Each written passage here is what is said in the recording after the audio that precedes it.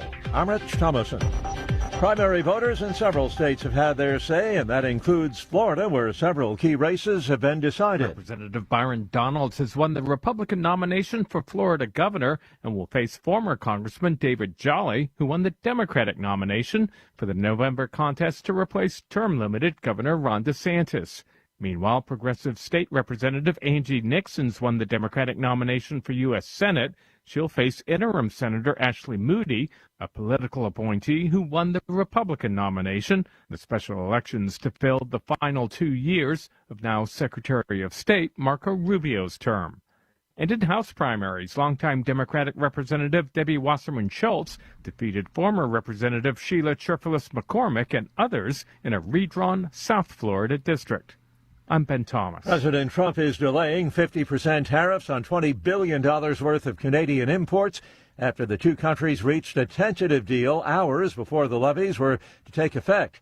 In Toronto, Canadian journalist Takara Small says the tariff dispute has Canadians on edge. A 50% tariff would hurt Canadian small businesses as well as consumers. This is something that would hurt an economy that just recently as well had a slight recession, a little bit of a quarterly pullback. She spoke with the BBC.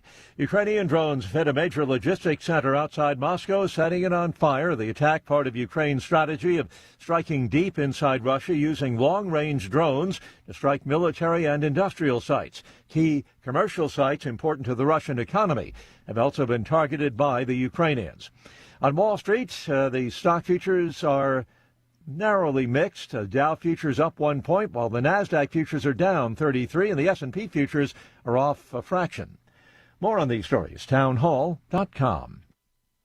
Hi, I'm Kirk Cameron. Christian Healthcare Ministries is not another health insurance policy. If you're tired of year-long contracts and pointless restrictions, CHM offers anytime enrollment on your schedule and at your convenience. With CHM, you're paying half the cost of a traditional health insurance plan. So that puts more money back into your budget for everyday needs. Plus, you'll have access to CHM's care solutions for virtual appointments, prescription savings, surgery support, and more. My family and I joined in 2018, and it's changed our lives for the better. We love paying way less while helping other believers afford their medical bills. Take the leap of faith and see why Christians across the nation are better with CHM. Get started by calling 1-833-JOIN-CHM and use promo code WELLNESS for a 50% credit towards your first month. That's 1-833-JOIN-CHM and use promo code WELLNESS. There are new images of a new man-made crater on the moon. A NASA spacecraft circling the moon is providing the sharpest views yet of the crater carved by a crashing SpaceX rocket. They've released before and after photos of the impact area. The Falcon rocket's upper stage plowed into the moon 2 weeks ago after drifting through space for more than a year. The rocket launched a pair of private moon landers in 2025 as part of NASA's push to commercialize lunar exploration. Scientists say based on these new photos, the fresh crater appears to be 60 feet across and less than 10 feet deep. I'm Lisa Dwyer. China has recaptured the first stage of a rocket on land for the first time. This country looks to advance its space program. Marks China's first successful recovery on land, although it's the second time the country has recovered a rocket stage. Earlier recovery at sea. Townhall.com. While the Kennedy Center closes up shop, the resident NSO will play on. The National Symphony Orchestra will split its 2026-27 season among 6 venues in Washington, D.C. and its suburbs. The change follows a reconstruction project at the Kennedy Center that was approved by allies of President Trump. The NSO announced its season Tuesday, just 5 weeks before its opening concert on September 26th. Music director John Andrea Noceda hopes the move will reconnect with audiences. The orchestra plans 64 concerts, including a U.S. tour. Keith Peters, Washington. Opening statements have begun in a pivotal trial for Meta Platforms in California federal court, where states are seeking billions in damages for social media harm to youngsters. Attorneys general from California, Colorado, Kentucky, and New Jersey are seeking extensive financial damages, among other damages. More on these stories at townhall.com. Washington is wasting $500 million every year on a federal supervision system that doesn't work. Probation officers are overwhelmed. Resources are going to people who pose zero threat, while actual dangerous individuals slip through the cracks. The Safer Supervision Act stops the waste and refocuses every dollar on protecting families from harm. President Trump's own pollster found about 80% of Trump voters want this fixed. It's time for Congress to get this done. Stop the waste. Protect our communities. Visit safersupervision.com. Paid for by the Reform Action Fund. I spent my career building a business, but I couldn't stand by while Washington spent money it didn't have. So I got in the fight, and I never forgot who elected me. This election is about the America we pass on to your family and mine. We inherited freedom. Now it's our turn to defend it, to strengthen it, and to leave America stronger than we found it. You shouldn't have to guess where your next senator stands. With me, you already know. I'm Ralph Norman, and I approve this message.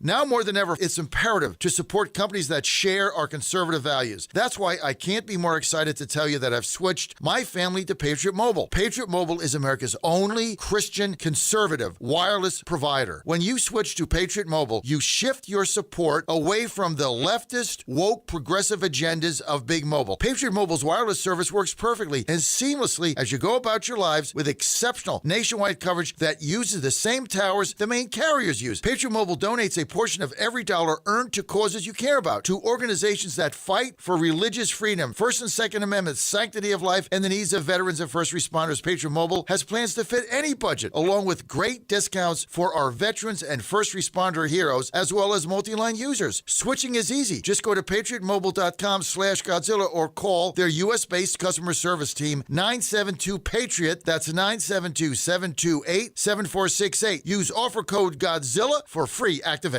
The Cats and Cosby Show. It's the top news of the day. People are out there saying, oh, the Iranians are never going to live by it. But let me tell you something. President Trump is going to bomb them again if they screw around.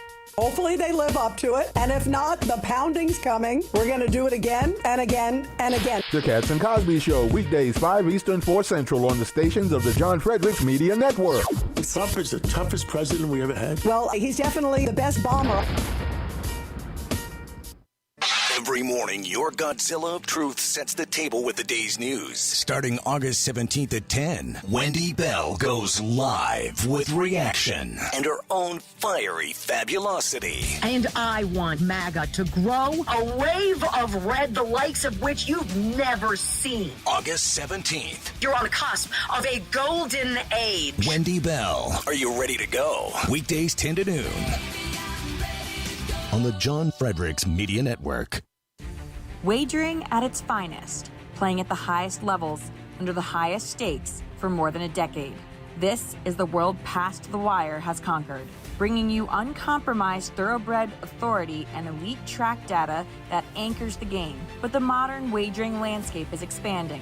Every sport, every line, every prop, and every high-leverage future, we decode the metrics across the entire board. From game day spreads to the explosive new frontier of prediction markets and event contracts, we give you intelligence to dominate the modern financial exchanges.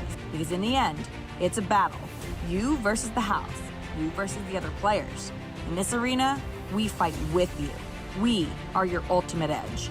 Welcome to the Ultimate Wagering Network. Subscribe to Past the Wire TV and turn on notifications, because when the dust settles, nobody does it better. Saturday morning, 6 on the radio, 11 on JFMN.TV.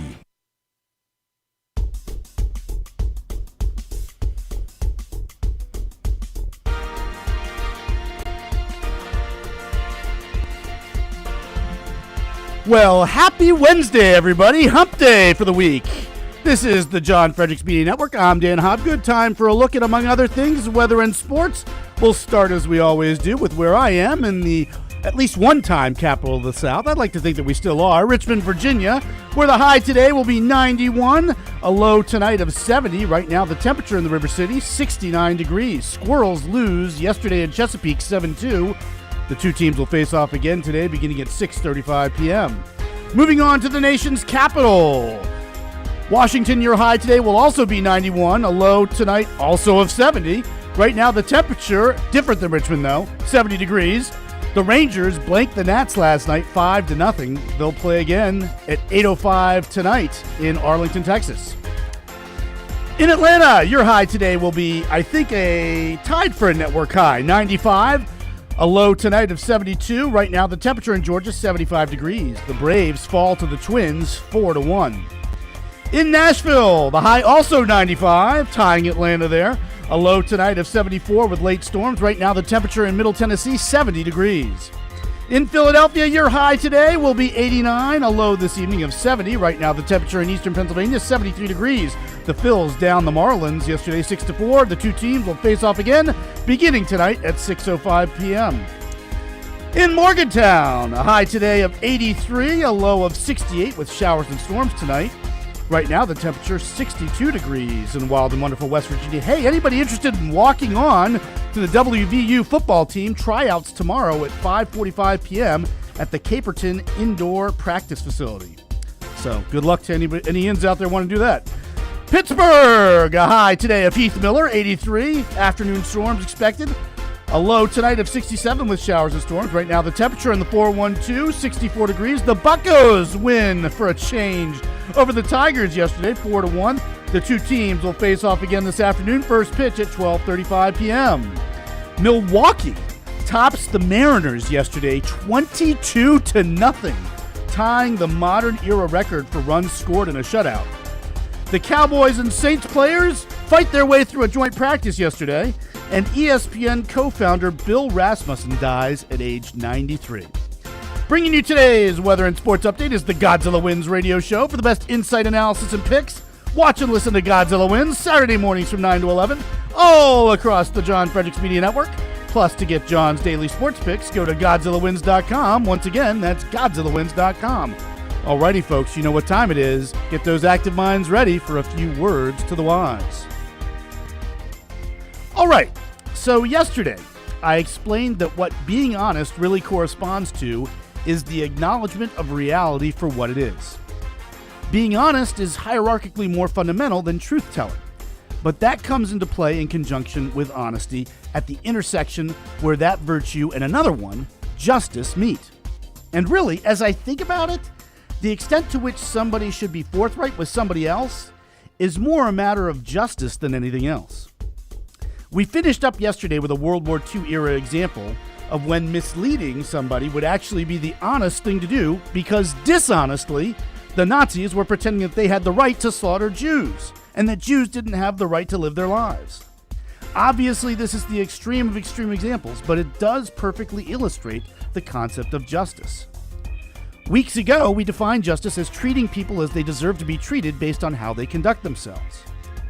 As with being honest, being just is imperative for anyone who cares about his life and well-being. In fact, being just follows from being honest with oneself about the integrity of other people.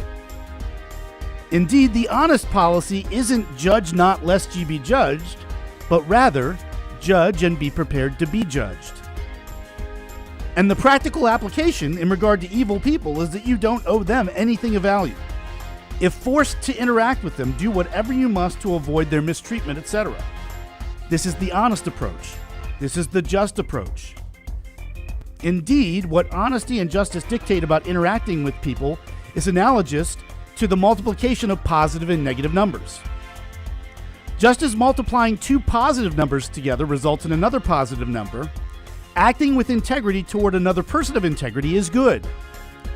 And just as multiplying two negative numbers together also results in a positive number, treating bad people accordingly is also good. Meanwhile, as multiplying positive and negative numbers together always results in a negative quotient, someone should not treat bad people well, or worse, be malicious toward good people. Mind you, as the at least tacit purpose of wanting to live is so as to seek happiness, the foremost purpose of being just is to reward the good, not punish the bad. Making friends and forging relationships with benevolent people is life enriching. So once you've honestly determined that somebody would add value to your life, you owe it to yourself to act upon that determination, bearing in mind that the other person voluntarily needs to reach the same conclusion in return about your value to his life. Being honest and just to the best extent possible will help you go a long way toward reaping the benefits of a selfish life. So go after it. What did that no fear shirt read once upon a time? It's not that life is so short, but that death is so long. Okay, so that covers the two major virtues corresponding to selfishness.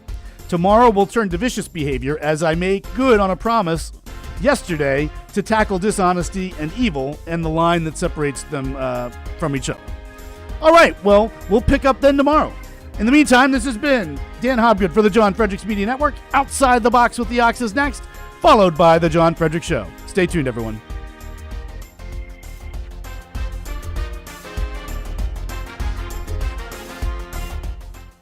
Headlines within the past 48 hours. NPR. Cities are adopting new data center standards as public opposition grows. Politico. Data center opposition faces newest test in Florida's primary elections. The Philadelphia Inquirer. Governor Josh Shapiro signs executive order restricting data center development in Pennsylvania. I heard MSNBC talking yesterday of a farmer somewhere turning down tens of millions of dollars for a chunk of his land because the buyer wanted to build a data center there. What? If it wasn't for flock cameras, these things would be the most hated inanimate objects in the country. And on that, headlines in the past 48 hours, Washington Post. Americans are destroying license plate cameras as surveillance backlash grows. NPR. Flock cameras face growing public scrutiny across Minnesota. Also headlines in the past 48 hours, CNN. Opening statements begin today in a massive federal trial accusing Meta of designing Facebook and Instagram to addict children, harm their mental health, and violate their privacy. As we focus on today's public enemies 1, 2, and 3 here, thinking outside the box, illustrating the absurdity of today's proletariat, ask yourself, what if the average person could access the flock camera footage, run it through AI to make the images in the pictures dance around in circles, singing It's a Small World with a picture of the White House in flames in the background to post as Instagram memes housed in data centers? Is it so possible that your head is spinning like a top? Just blew your mind. Yeah! Here outside the box with the Ox in the Eastern Time Zone and now in West Virginia on the John Fredericks Media Network. John Fredericks. It is the most egregious thing I've seen in a lifetime. President Trump. The whole thing is ridiculous. When politics start getting wild. They want to have every single thing that you don't want. Raise taxes, men and women's sports. They're going to open up their border. Right now. Download the new WV Sports Nation app from the Apple Store or Google Play and get the entire Mountaineer sports world in the palm of your hand. Right now. Get notified when new stories drop about your favorite Mountaineers teams and athletes. Download the WV Sports Nation app right now. Get updates on next level Mountaineers like Weatherholt and Joe Mazzulla. All that and more right in your pocket right now. Download the new WV Sports Nation app from the Apple Store or Google Play. Download the app right now.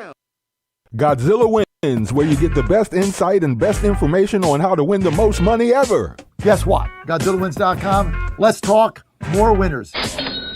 You heard the man. The all-new GodzillaWins.com is all about winners with fresh daily picks by J-Fred and your favorite players from the Godzilla Wins team. Get your hot takes from the show, then click the website for the dough. GodzillaWins.com. GodzillaWins.com. Let's talk more winners. If you want it straight, you know where to go. He rolls like thunder, head to toe. John Fredericks Radio Network. Godzilla of Truth, hear that roar. Godzilla of Truth. John Fredericks Radio Network. He brings the facts and he brings more. Godzilla of Truth. From the back rows to the wire, he talks that hot truth fire. No polished mask, no paper crown. He tells it plain, he lays it down. If you want it straight, you know where to go. He rolls like thunder, head to toe. John Fredericks Radio Network. Godzilla of Truth, hear that roar. Godzilla of Truth. John Fredericks Radio Network. He brings the facts and he brings more. Godzilla of Truth.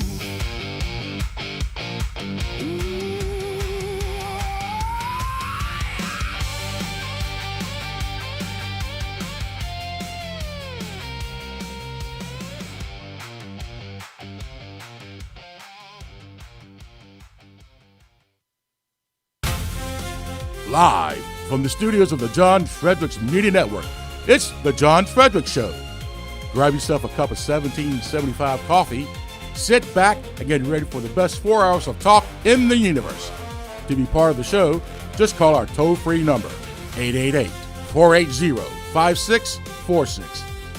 And now, here's the Godzilla of Truth, the Oracle of the Deplorables, the one man Chuck Norris refused to throw down with, John Fredericks.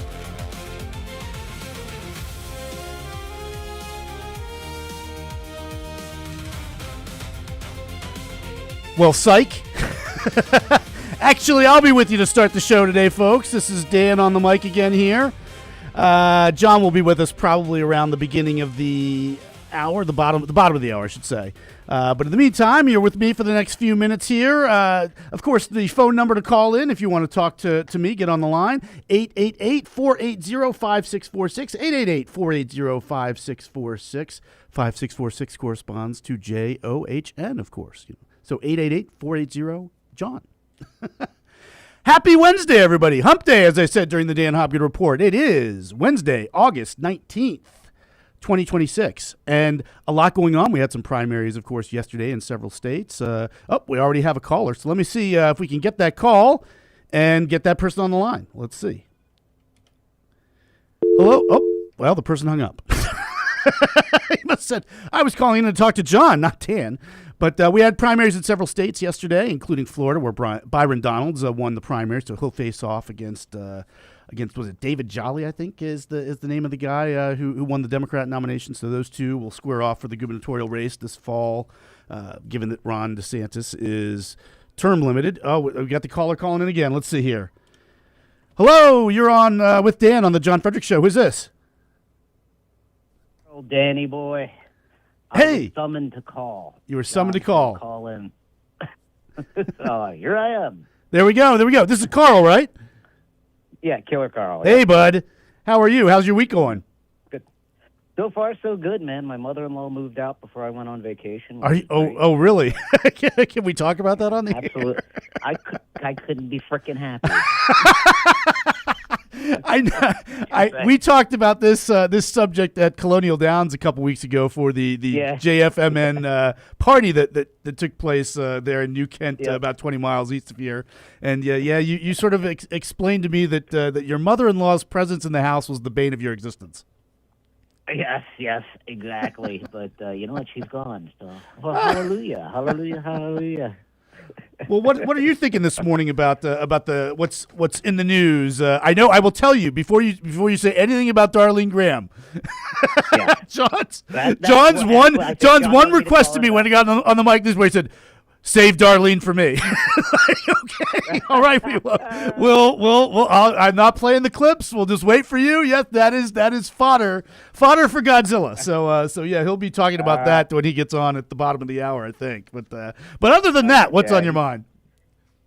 Not much, man. You know, it's sad that I feel like Darlene Graham will actually end up winning the runoff. Because she's just a useful tool in the establishment's pocket. You know what I mean? And I feel like they're just going to put their thumb on the scale like they always do, and ram her through because that's who they want. Yeah. And it just feels like, Dan, it feels like we don't have a choice. You know, I know everybody talks about, for instance, Royce White, you know, and Michelle Tafoya. Mm-hmm. Again, Michelle Tafoya is just a pretty face that they can put on. She's not a fighter. She's just one of those people that the establishment can bend and use to their will. You know, and who suffers for that? The American people. Because what we need right now, what we need are fighters. We need people that are going to go in there like Trump and disrupt the place. But we don't have that now.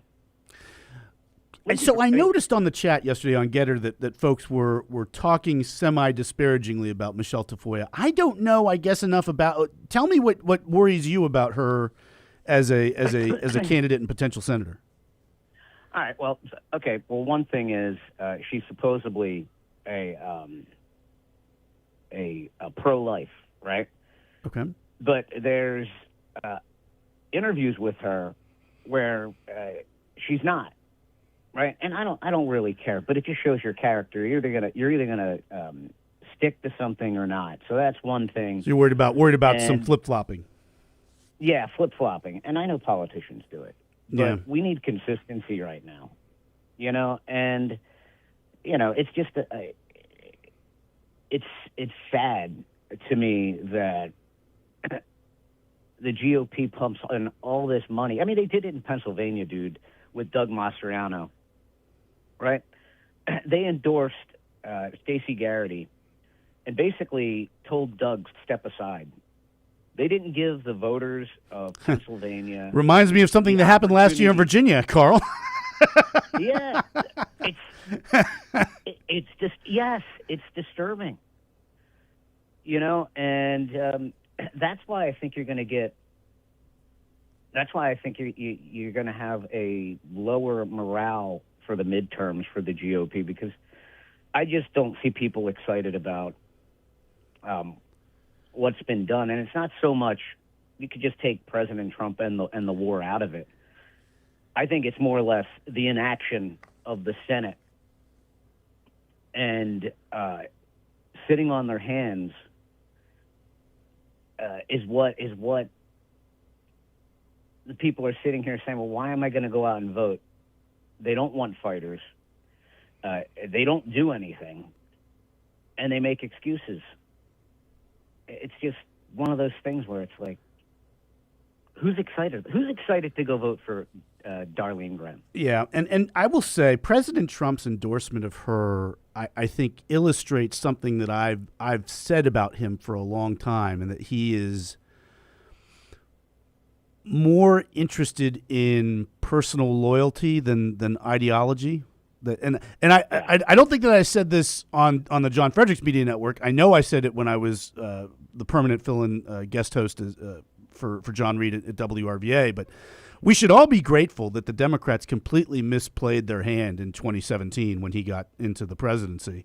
Because if they had cozied up to him and complimented him, oh my, Mr. President, you look so great. Oh, that's the best tie I've ever. Oh, your hair is if they showered him with compliments, my fear is that Donald Trump would have been eating out of the paws of their hands. And I think we're sort of seeing this with that, Dan. Yeah. We're sort of seeing that with how this Darlene Graham endorsement came about. I think this is basically something that is the result of perceived personal loyalty to Lindsey Graham. And hey, look, on one hand, you appreciate somebody who is loyal to his friends. I just talked about justice in the Dan Hopgood report this morning.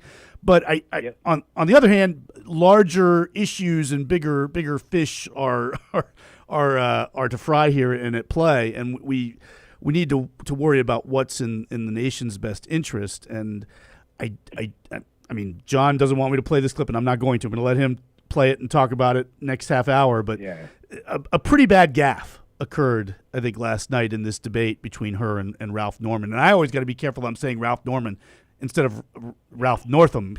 It's a Virginian. I'm always like, it's Norman, it's not Northam, it's Norman, it's Norman. Oh my God. And Carl, back when I used to drive for Uber and Lyft during the pandemic when everybody else was basically locked down, I would get people, I would pick people up from the Richmond airport who had never been to Virginia before, and I would tell them what was going on in our state government. And they would say, "You're making this up. This can't be real." I said, "Oh, let me play the YouTube video." Here's our governor. He's about to moonwalk, but his wife's no, Ralph, no, stop, no. But it's just it was comical. I mean, you had Northam accused of blackface. You had then I will never believe till as long as I have my wits about me that the allegations against Justin Fairfax were anything but politically motivated in an effort to try to get him out of the way because he was aligned with a different sort of party machine in the state than Ralph Northam and his cronies were. But so he can't become governor. That was a gentleman. And then you get the Attorney General at the time, Mark Herring, who says, this is awful what Ralph Northam did. I can't believe that he wore blackface. I mean, I did it too, but this is terrible. Wait a minute. You did it too? Well, why do you get to stay in power? Oh, well, I'm being forthright about it. It's just, I mean, but then when the next person in line was a Republican, was the Republican Speaker of the House, Kirk Cox. That's when it was like, no, this we must all circle the wagons. Oh my gosh, we can't we can deal with somebody who wears blackface. We can deal with an alleged rapist, but a Republican, oh my God, we can't have that in office. But yeah, can't have that. Yeah, and I don't think people should really. I don't think people should dismiss these communists. I think that's the worst thing we could do is say, "Oh, these people aren't going to win. There's no way they're going to win." Don't underestimate these people. I agree with you. And don't underestimate their ability to steal elections and nothing be done about it, because we've seen it happen. And so it's always like when I hear people say, "Oh, nobody's going to vote for these people." Obviously, people are. And the problem that we have is these communists, these young people, these psychotic Democrats, they're fired up. They will vote for the devil over Donald Trump or to stop Donald Trump. Yeah. They're motivated. Undoubtedly. And I just feel like the Republican Party is not fired up. You very well may be right, and obviously with the bumper music playing here, we got to go to a break.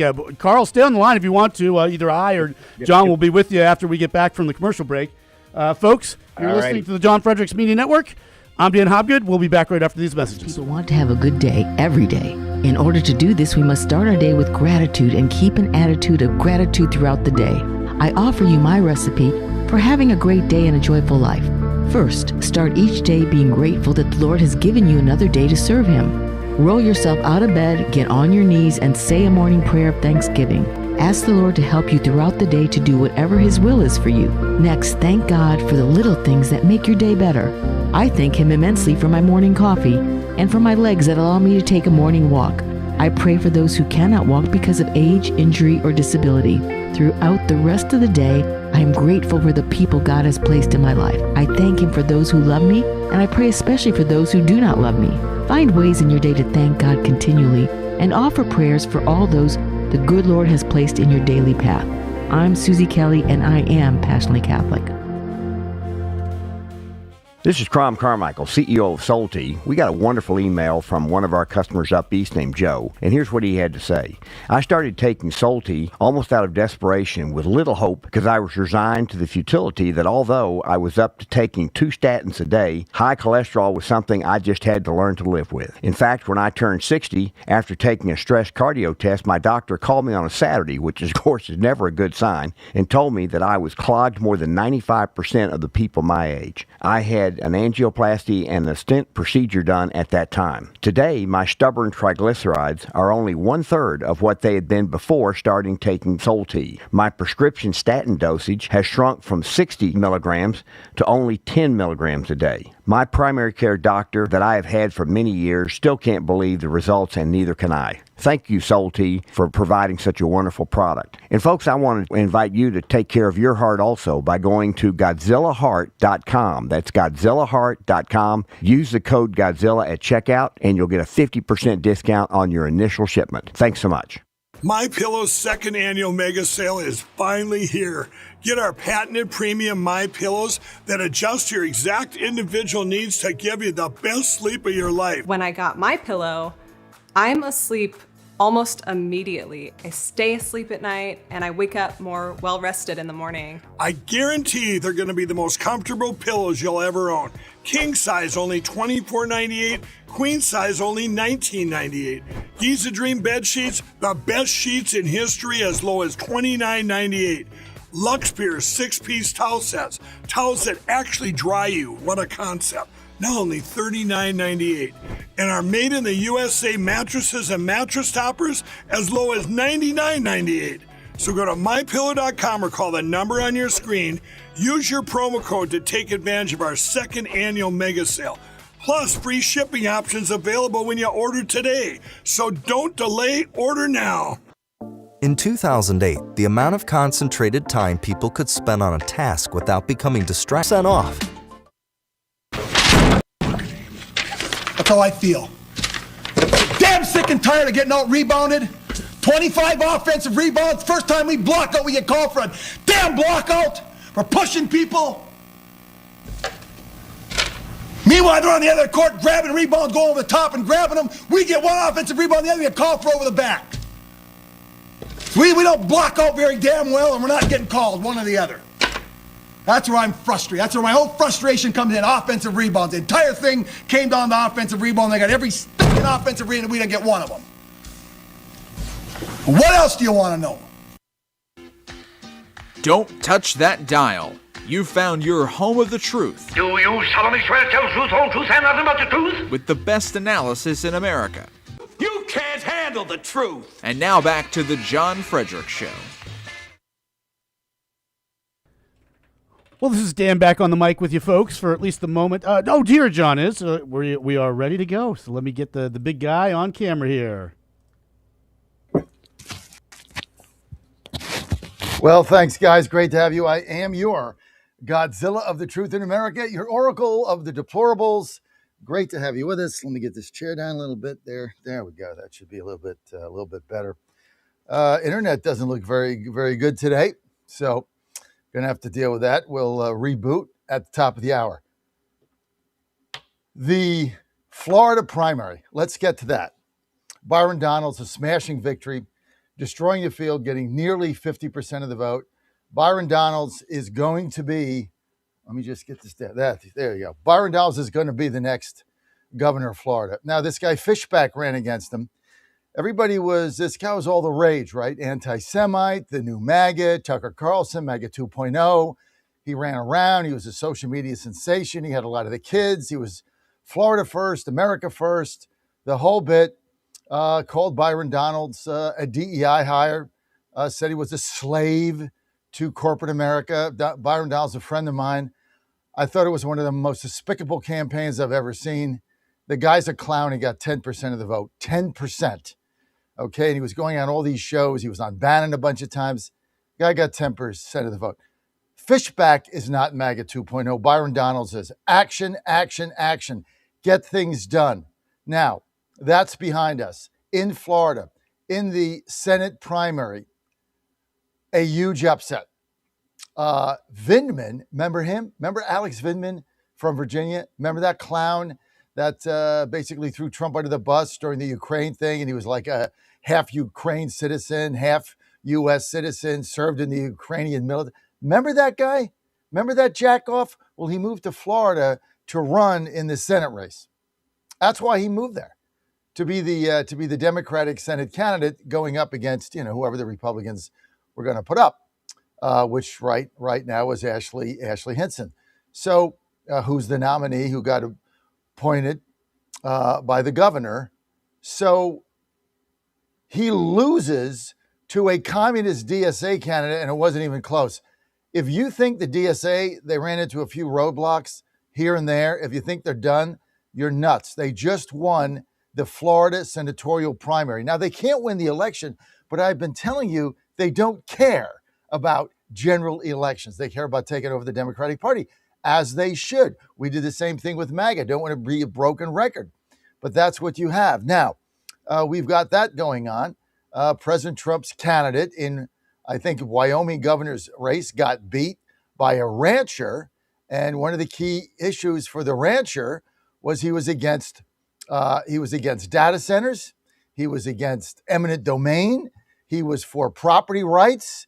He was against flock cameras. And he got elected over President Trump's endorsed candidate for Wyoming governor. And so good for him on that. I've got all this coming up in a couple of minutes, but I want to get to the biggest thing last night on the debate stage, which was the debate between Ralph Norman, who I am classifying now as MAGA 2.0, complete truth here, and disclaimer, I have endorsed Norman. I'm going down there next, I guess, Dan and I on Monday. So we're going down there for 2 days to his campaign headquarters. The debate last night, Darlene Graham was so bad. in this debate. I can't remember the last time that I was embarrassed for an opponent. Like she's an opponent because I'm for Norman. Ann and I, watching the debate last night, were embarrassed for her. I felt sorry for her. She had no business being on that stage. She is not qualified. Her answers were vacuous. She doesn't have a clue about anything. Every answer was President Trump, President Trump, President Trump, President Trump, President Trump. Well, President Trump's not running for U.S. Senate. You are. I get the endorsement. I get the loyalty. But that was a pathetic performance last night by somebody who was asking you for them to be their senator. I mean, based on what? And here is the clip of the moment, which was one of the most unbelievable things I've ever seen in the debate. You talk about a gaffe. It was beyond the gaffe. And, Greta Van Susteren was trying to say, well, you have to respect your honesty. Okay. And now, by the way, did you see Greta Van Susteren last night? Man, she didn't look good. I tell you what, you get these, she had that big face lift. I mean, I remember when she was much younger and she started out in, she was on a law show. I forget the channel, but she was really good. She was with some guy. I completely forget. It's many years ago. And, she had longer features and she had her whole face redone and all that stuff and nose redone and all that. But here's the problem with that. I don't think it ages very, very well.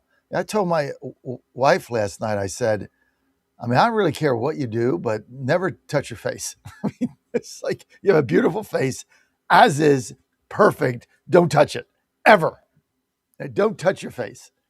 I mean, that thing, wow, it was like, okay, not good. Okay, anyway, let's get to, you got Roger Cossack. That's right. He and she came to prominence during the OJ trial. I remember that.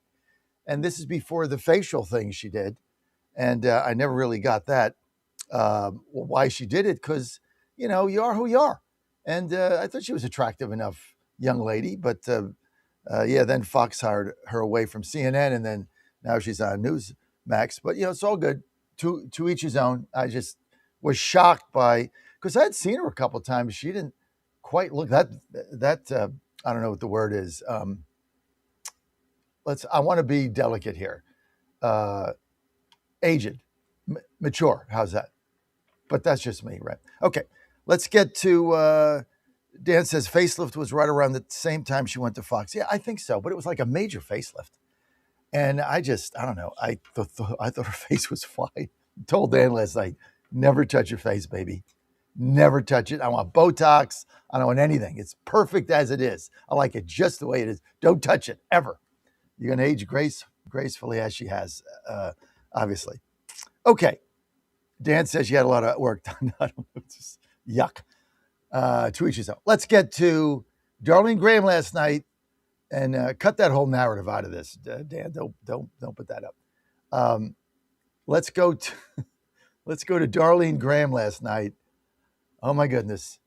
What an embarrassing moment this was. Roll it. National security question as well. Senator, are Taiwan and the South China Sea national security issues for the United States? If so, why? I'm sorry, could you repeat the question? Are Taiwan and the South China Sea national security issues for the United States? And if so, why or how? I'm just going to be honest here. I'm not on national security. I'm not that informed on national security, but I do support the military. My brother was in the Air Force for 33 years, so I will do everything I can to support the military. My dad was in the Army. I'm not a polished politician up here. National security is not my thing, not my area of expertise, but I do support the military. Congressman, I'll give you a chance to respond, and I'm sure he recognizes that... Taiwan's a definite ally, and we have a trading relationship with them that is beneficial to the United States, chips being one of them, and others. So what the president is doing right is he's enabling Taiwan to defend themselves against China. But it's peace through strength that he's showing with Iran that China, Russia, others are looking at it so that they don't want to deal with America, and that's why they haven't attacked Taiwan. If they had some weak Democrat in office like Biden or another Obama, yeah, they'd take it over. But we can't let that happen. We got to take a strong, a peace through strength is working. How on earth do you elect this lady senator? I'm not a polished politician. Okay, we get that. I mean, we're not asking for that. But you have to have a basic knowledge base as a United States senator from a red state that you're serving on appropriations. I mean, her resume is rather light to start with, but that, I really can't get over that answer. I mean, the fact that she said, repeat the question, means she really didn't even understand it. Then she has to admit she doesn't know anything about it. I'm not even sure she knew where Taiwan was. Then her answer is, I support the military. The hell's got that to do with the question? My brother was in the Navy for 30 years. Okay, thank you for your service. I don't know, what does that have to do with it? Most of the answers the lady gave last night had nothing to do with the question. I mean, the one zinger she had at the end was probably her best moment when she blasted Ralph Norman about you don't know what you want. You know, you're running for, first you're in Congress, then you want to run for governor, you want to come back to South Carolina, now you want to go back to Washington, make up your mind what you want to do. That was a pretty good line. But other than that, this was if you were scoring this thing by rounds, it was a 15-round fight. This thing was 14-1. I mean, she did win the last thing, whatever that is called, the closing. She did win that because she was able to attack him and he couldn't come back. But her attacks on him were ridiculous. Well, you've been there 10 years and you've made $1.7 million. Well, you get $171,000 a year. That's your salary. What is that? What does that have to do with anything? I mean, he could have said, well, you make $100,000 a year doing some public service job. What have you done? I mean, that was ridiculous. When she attacked him about the one big beautiful bill, he's like, he nailed that. He's like, well, I went in the Oval Office and I made it better. I got rid of stuff like the subsidy for electric cars and the subsidy for green energy. I got those out. Those were in there and I got them out. So the bill was better. That's why I was a holdup, so that I could negotiate. I'm a negotiator, just like President Trump is. I made the bill better. Duh. Like, you didn't even have a clue about that. She had a piece of paper and she was basically reading what the consultants gave her. I mean, anybody in there that saw that debate, and they were supposed to have another debate today and she wouldn't do it. So, the question becomes, what exactly is it? Why are you running? Oh my God. I've never seen anything quite like that in my life. I'm 100% behind Norman. If I was for him before that debate, I'm 110% now versus 100. I mean, she has no business being in the U.S. Senate. And this is MAGA 2.0. This is why we're trying to change Washington, D.C., right? While we're, I'm supporting a candidate to oust Mara. If she doesn't run, I'll run. I don't care who it is. Somebody will run. You got to change this stuff. I mean, and I get the support from President Trump. I get the loyalty, but this is somebody running for the U.S. Senate. U.S. Senate from South Carolina. I mean, I need fighters in there. I need people to know what the hell they're doing. And she didn't prove any of that to me. I thought it was an embarrassing performance. And I can now know why she wouldn't debate him twice. She had one tonight. She canceled it. I don't know, maybe she wins. Maybe on the basis of Trump she wins. Maybe it's the sympathy vote. I don't know. But there's no way that I would vote for that woman. And not ever. I mean, nice lady, has no idea what she was doing up there. And nobody could see that debate and dispute that. You might like her. You might be pro-Trump, whatever it is. That's fine. But you can't watch that debate and tell me that young lady is qualified to go fight for us, to go be MAGA 2.0 in the United States Senate. I mean, you just can't tell me that. It was also ridiculous. She says, I was the deciding vote on A.G. Blanche. Well, you were one of 50 votes. What do you mean you were the deciding vote? What were you going to do? Go up there and vote against him after the president just put you in there? I mean, give me a break. All the things she said last night was absolute nonsense, and it was embarrassing. Okay, Florida primary, other primaries last night. Let's get to Florida. Angie Nixon, a DSA communist firebrand, used grassroots enthusiasm to defeat what was a moderate candidate for the U.S. Senate, Alex, or whatever his name, Vindman, tried to present himself as some kind of a moderate. He got crushed by Angie Nixon, and now they got a communist running for, they got a communist up there running for U.S. Senate. In Florida, you go to the governor's race, David Jolly did win that. He used to be a Republican. Now he's a Democrat. He's going to go up against Byron Donalds. He's going to get crushed. Okay, I want to get back to Fishback. Okay, if you want to know what is the Tucker Carlson, Marjorie Taylor Greene effect? Carlson, Owens, Bannon, Marjorie Taylor Greene, what's their effect? This guy ran around the state. This was a legitimate campaign. This guy, Fishback, anti-Semite, had all the young people, right, supposedly, and against the war and all this stuff, right? Tucker Carlson, Marjorie Taylor Greene, Candace Owens, Megyn Kelly. He was their poster child. And he ran around the state, and he was an internet sensation, and he did all the viral videos, and he did all that, right? Went on Bannon a bunch of times, went on War Room, went on this, went on that, went on these other, what did they call them? Dan Mansplams or whatever those man podcasts are. Went on those.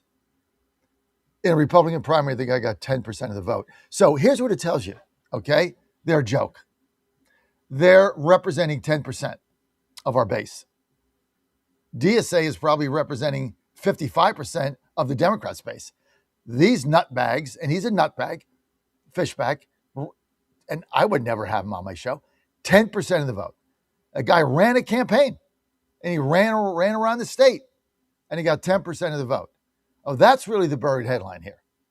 Not that, he was galvanizing people, and he was a social media, and he made a name for himself, and he was on TikTok and this talk and that talk like I am. He got 10% of the vote. I just want this to sink in. They don't have a movement. What they have is a joke. It's an anti-Semite, anti-Trump, anti-war, never Trumper clown car. Tucker Carlson, Candace Owens, Alex Jones, you put them all in. Megyn Kelly, it's a never Trumper clown car.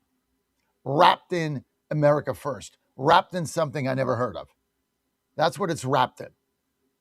And it's going nowhere, and it has no juice, and it was roundly rejected in Florida. Roundly rejected. Guy got 10% of the vote. That tells you they represent 10% of the base. And look, no base is going to be 100%. I'll take 90 to 10 any day of the week. Byron Donalds got nearly 50% of the vote. And I guess that was the AG running against him, legitimate candidate, and he got 25%. So if you look at it that way, they represent 10% of the vote. And Lori, you're right. It's a clickbait clown car. That's what that is. That whole movement, and Fishback was their first real candidate. And he was in your face, and he was trying to be like the Mandami with the cameras and the videos. He was going to go viral. He was going viral and all that. Okay, clickbait clown car. Put them all in it. Jones, Owens, Kelly, Tucker, MTG. Put them all in the clickbait clown car. They got 10% of the vote. 10%. Oh, our party, our MAGA movement, has 90% solidarity.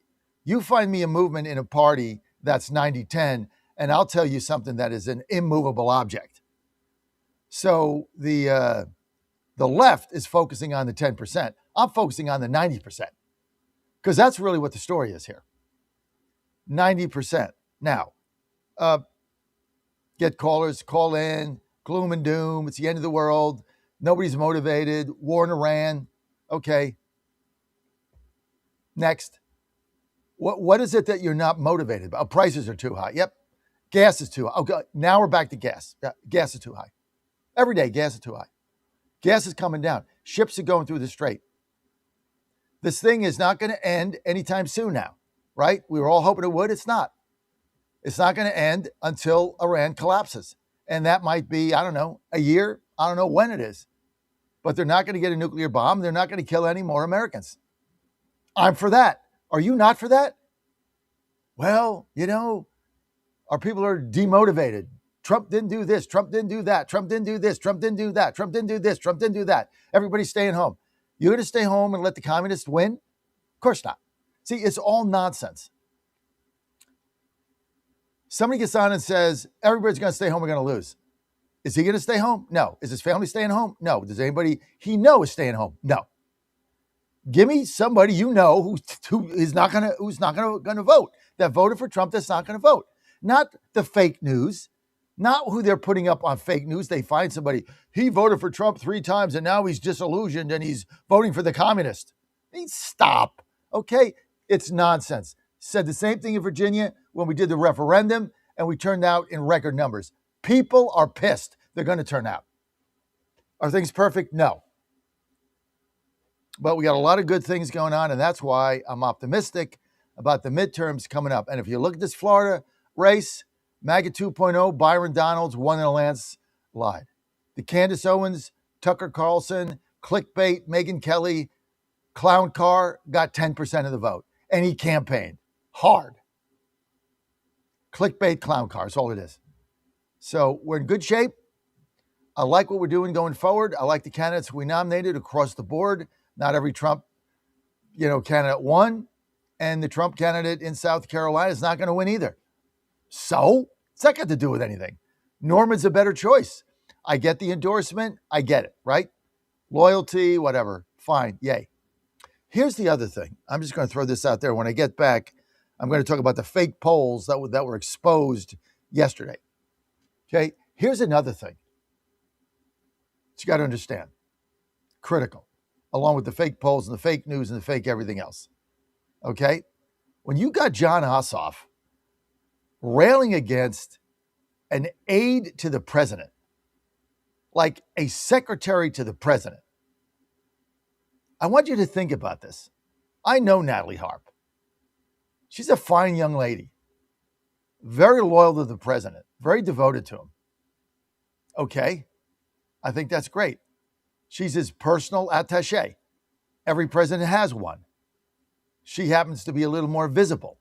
For John Ossoff to go off on an aide, on a 32-year-old aide to the president, who, he doesn't like to read things on the phone, so she has a portable printer. She'll print it out and hand it to him. And that's what he goes off on? That's all he's got. That and gas prices. That's all they got. And the war in Iran. As if we're there because we felt like it.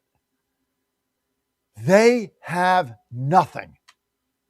Ossoff spent hours on videos about Natalie Harp, an aide to the president, giving him documents.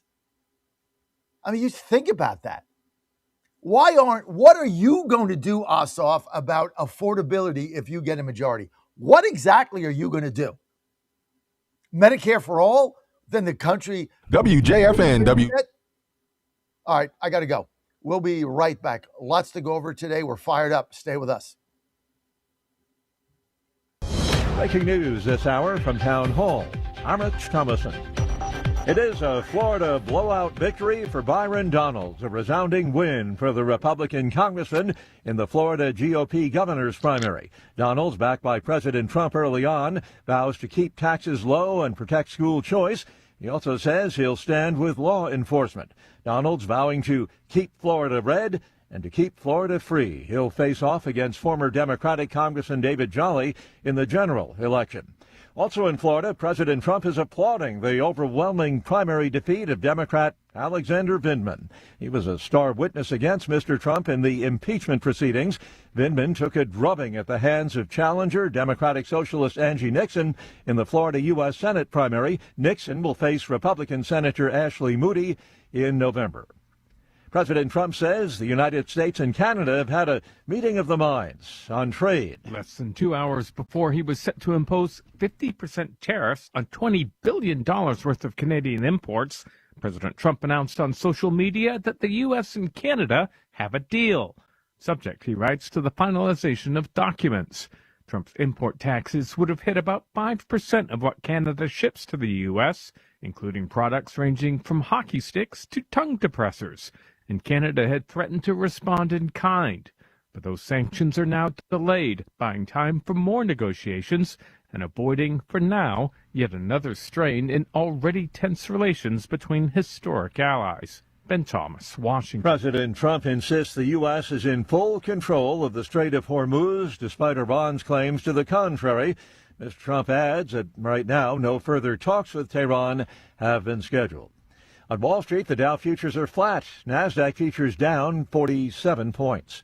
More on these stories, townhall.com.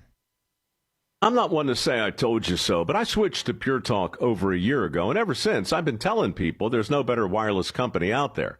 Well, a few months ago, a massive survey was conducted. 123,000 people were asked to rate their wireless carrier in 4 categories: coverage, support, data, and overall value. Well, the results are in. Guess which wireless company was the only wireless company to get 5 stars in every category? Yeah, Pure Talk. 5 stars, every category. To celebrate, Pure Talk is offering the first 3 months of any plan for just $15 a month, including their top-tier unlimited plan. No contract, no commitment, just a very inexpensive way to test drive the only American wireless company with 5 stars in every category. Just dial pound 250, say micro, and Pure Talk's U.S. customer service will take it from there. Again, pound 250 micro. And yes, I told you so.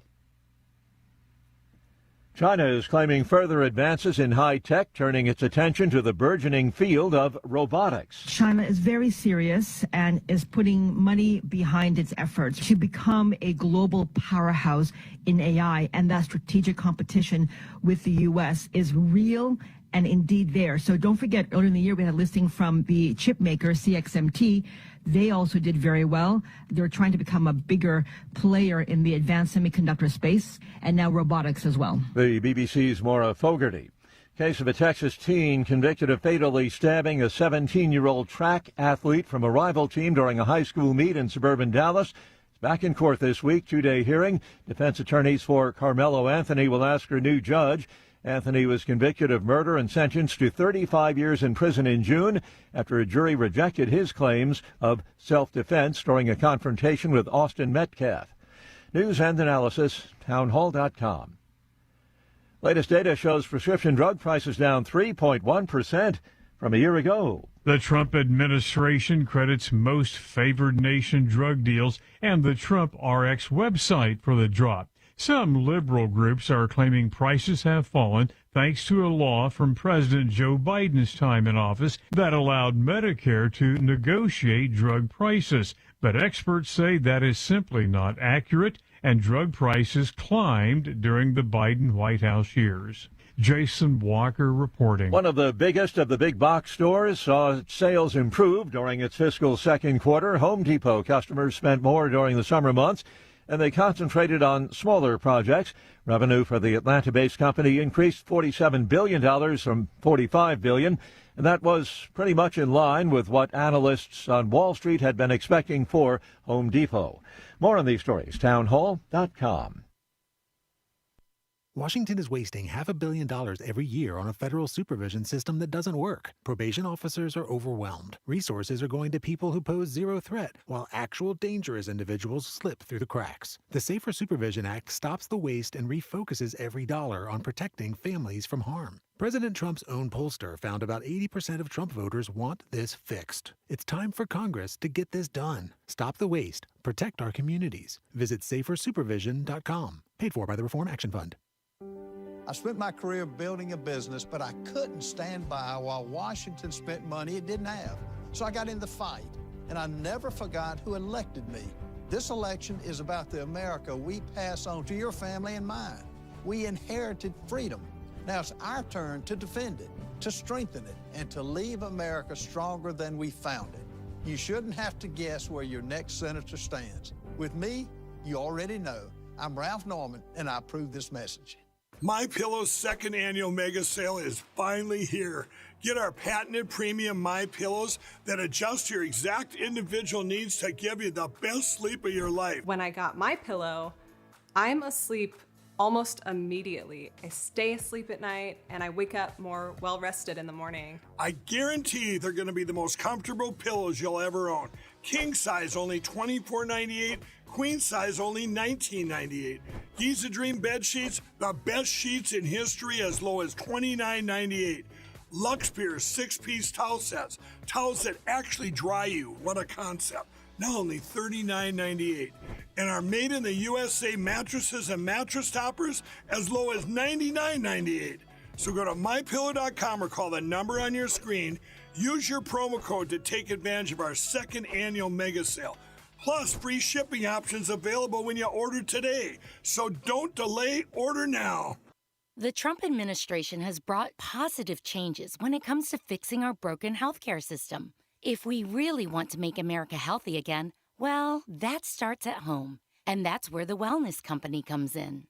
You see and hear from the Wellness Company doctors all the time, and you know their products are the gold standard for keeping you and your family safe and healthy, giving you the opportunity to make sure you're prepared for whatever happens with their prescription medical kits.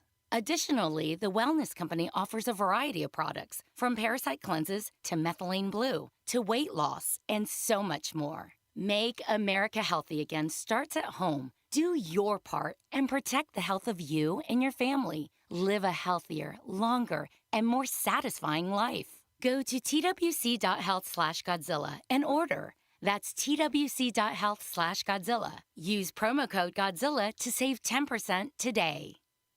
Now more than ever, it's imperative to support companies that share our conservative values. That's why I can't be more excited to tell you that I've switched my family to Patriot Mobile. Patriot Mobile is America's only Christian conservative wireless provider. When you switch to Patriot Mobile, you shift your support away from the leftist, woke, progressive agendas of Big Mobile. Patriot Mobile's wireless service works perfectly and seamlessly as you go about your lives with exceptional nationwide coverage that uses the same towers the main carriers use. Patriot Mobile donates a portion of every dollar earned to causes you care about, to organizations that fight for religious freedom, First and Second Amendments, sanctity of life, and the needs of veterans and first responders. Patriot Mobile has plans to fit any budget, along with great discounts for our veterans and first responder heroes, as well as multi-line users. Switching is easy. Just go to patriotmobile.com/Godzilla or call their U.S.-based customer service team, 972-PATRIOT. That's 972-728-7468. Use offer code Godzilla for free activation.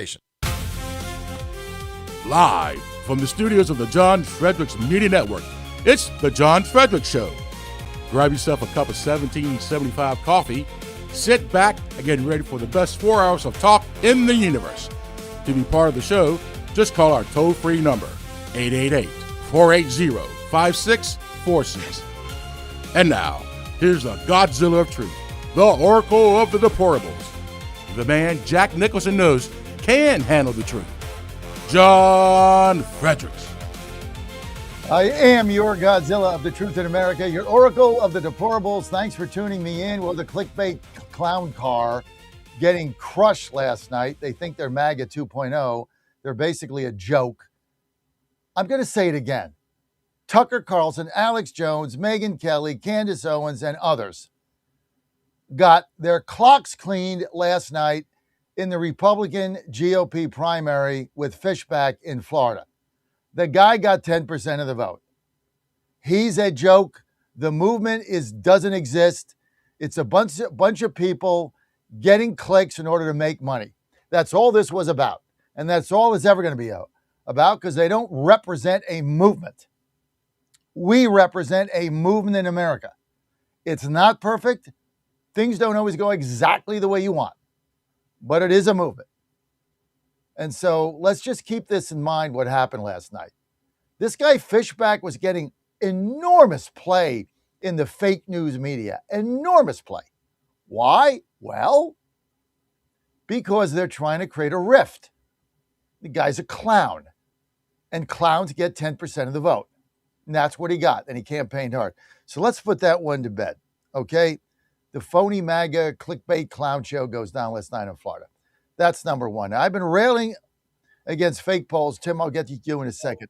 I've been railing about fake polls here forever, right? So what do we find yesterday? What happened yesterday? Well, there's a poll company that closed its doors after 2 polls. Oh, the company was not a real company. It basically was made up. And I tell you what, let me get to Tim before he drops in Florida, and then I'll get right back to that because I know he was there at the polls and he has some observations. Tim in Orlando, go ahead. I'm under the John Fredericks tutelage of how to win elections. Okay, so first false idea I had, first thing I had in my mind was the GOP isn't going to be receptive of new people. They couldn't be nicer to me, John. They've invited me to participate and pass out brochures, walk neighborhoods, put up signs, all that. The people couldn't be nicer to a newbie, right? And so I had the chance to work some polls yesterday. I had some polls assigned to me to put up signs. I went to training. I know about the no solicitation rule of 150 feet. And what I can tell you is this: if you wear somebody's T-shirt, like John Fredericks for mayor, you got to put another shirt on over it to go to the bathroom inside the polls and then come back out, because you can't anyway. So you know all the rules, right? I can't tell people enough. Volunteer with the GOP and help out. They haven't been nicer to me. That's number one. Number two, volunteer to be a poll worker. Go work for the county, because the socialists, communists are in the system. They are in the system and they are helping each other. I had poll workers going in with their shirts on, not getting thrown out, breaking all the rules. The 150-foot rule only pertains to certain groups. To me, they were trying to make me stand back 300 feet with the GOP tent and passing out literature. Okay. I had 2 polls in one location. It was a big place. Big place had two precincts in the same location. We were all putting up our signs before the 150-foot mark, outside the 150-foot mark. The poll deputy came out and knocked everybody's signs down to 300 feet. Okay. So we had to go back and remove them and put them back and then explain to the guy he's wrong. He didn't care. So these elections, just like you said, the election isn't won on election day. You've said that 1,000 times. It's won before the election day. And I can't stress that enough. So play within the rules.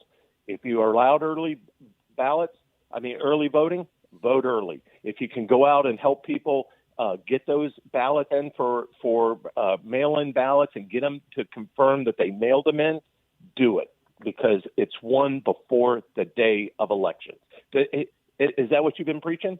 Exactly. I mean, you got to get involved. You got to go to your precinct, got to join the party, got to be a poll worker. You got to do all the things at the grassroots level. That's how you get the experience and you understand it.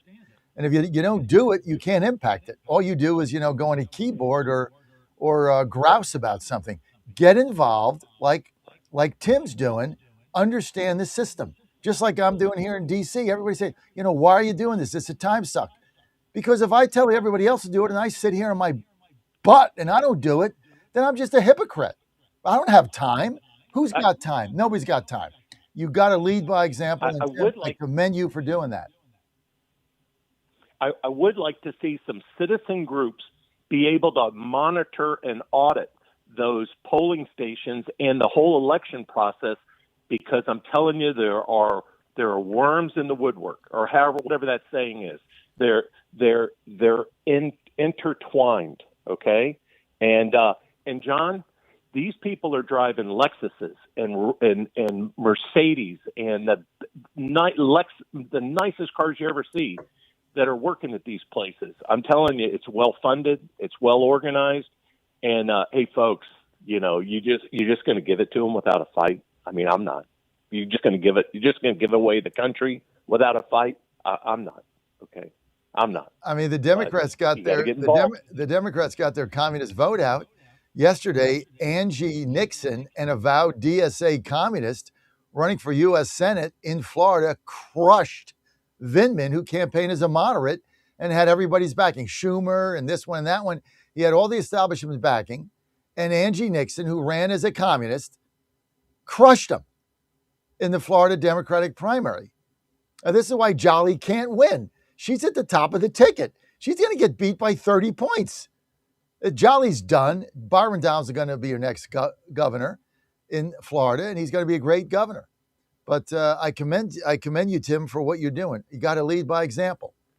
And I'm glad the Florida GOP, which has a reputation of being very open-armed and very nice, it's probably one of the best ones out there. Unlike, Washington, D.C., where they kicked me out for having, rallies and events and town halls and talking to voters. I mean, they kicked me and Ed out.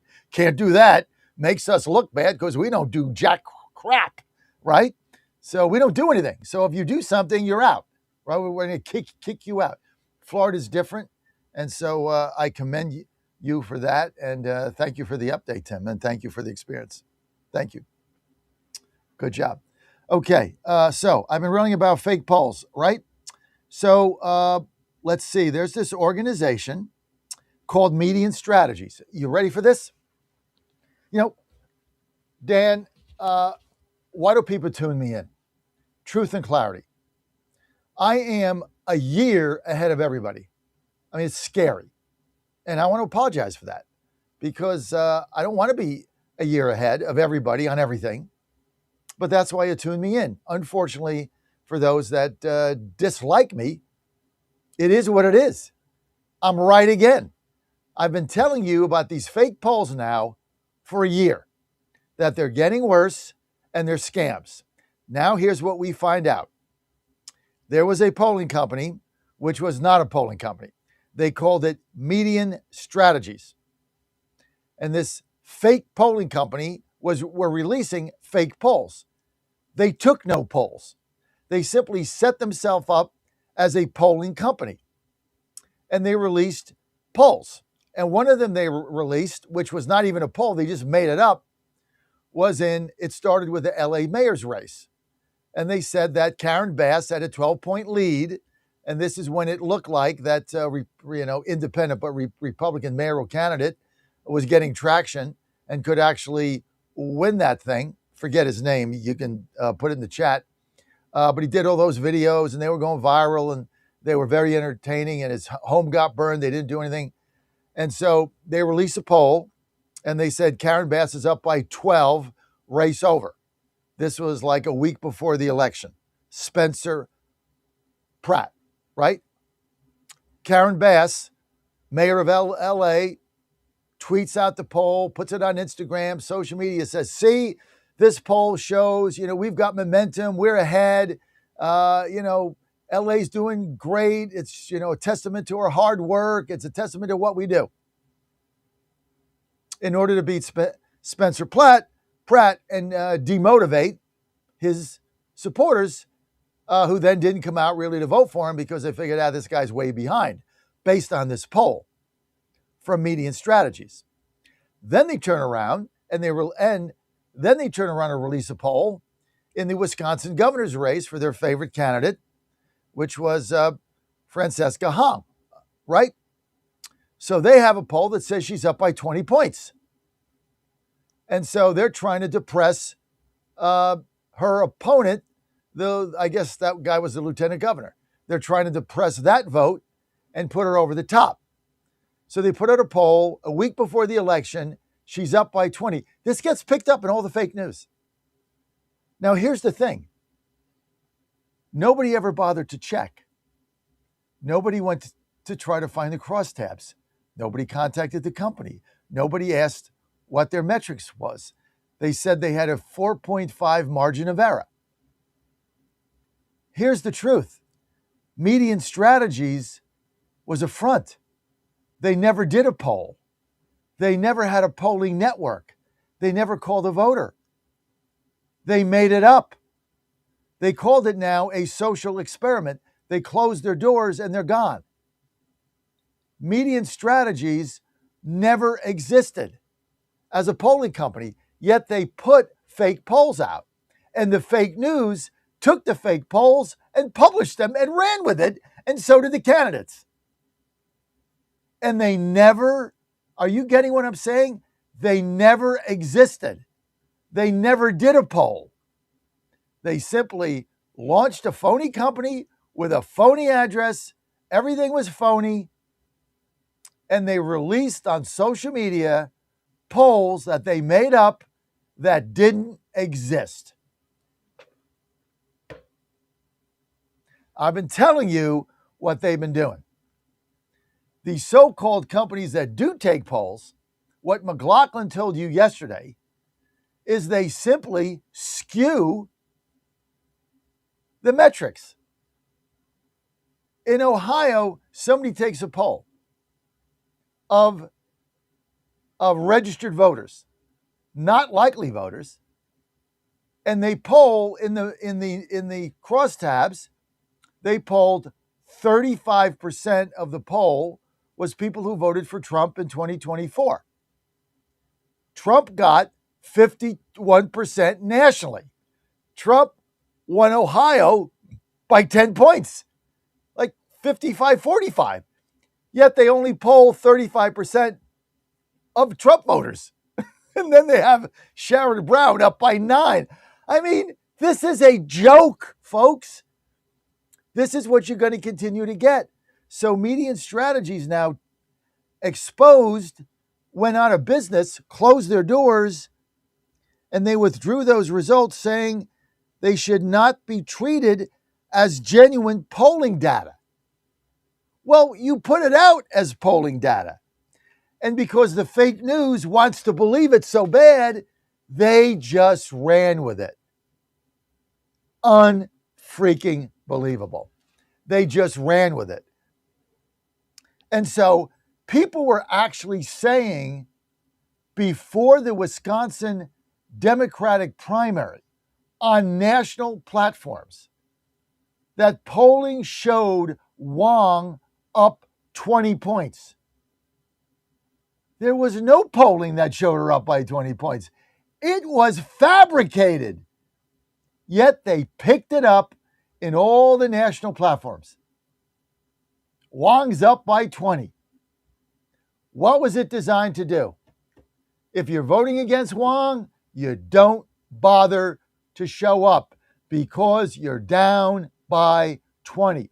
If you're voting for Spencer Pratt, you don't bother to show up because you're getting blown out by 12. Why take the time in a losing effort? And now they say, well, you know, the false polls, particularly the one from California, well, they were just a social media experiment. They spread widely after being picked up by the California Post and various social media polling aggregators.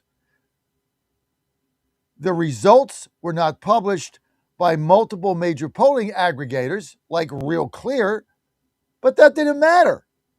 Like, who goes to Real Clear Politics? Like a handful of people like me, right? The experiment came in as the number of public pollsters has skyrocketed, with around 30 new pollsters cropping up so far just this year. I just want you to grasp what is going on here. And I told you this was going to happen and was happening a year ago. A year ago. In Wisconsin, the Median Strategies results were largely in line with other fake polls, showing Wong, they said, up by 20 points. She lost the election. By what? 4, 3, 2? They were up by 24 points a week before the election because it wasn't even a poll. You know, it's bad enough if you take a poll and you skew the metrics, like I mentioned in Ohio. That's bad enough. They never even took a poll. So what did Median Strategies hope to accomplish by adding fake polls into a saturated marketplace.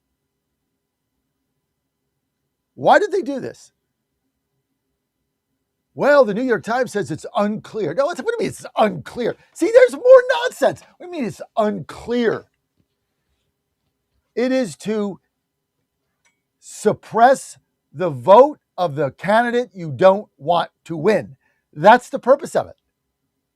That would be like me running for mayor in Washington, and there's a fake poll that comes out that says I'm leading Janice Lewis. Of course, I'm not running. I'm leading Janice Lewis George by 5.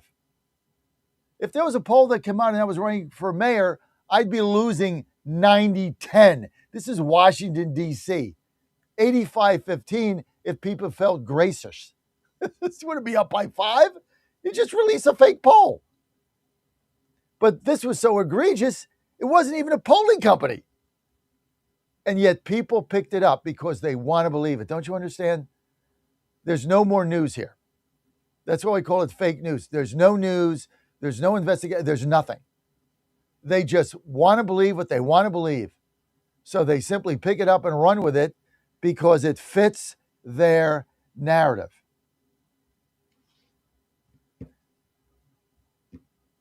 The bar of doing a poll has gotten so low that it's easy to get through without adhering to any industry standards. I could do a poll today.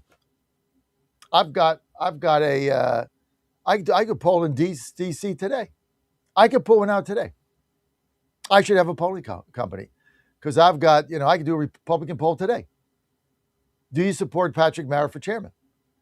And I could text out all the registered Republicans in DC that I've got, their text number, and I could just text out a poll. And probably he'd come back, no, 90-10. It's probably accurate, but I could get in the polling business tomorrow.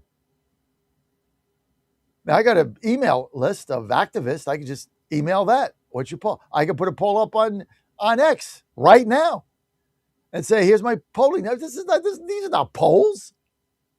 It's a joke. 888-480-JOHN, 888-480-5646. The fake polls were first reported by the Los Angeles Times, also drew attention to the increasing reliance on low-quality polls and betting markets to inform the public's understanding in races where little information is otherwise available. Now, here's the other thing you got to look at.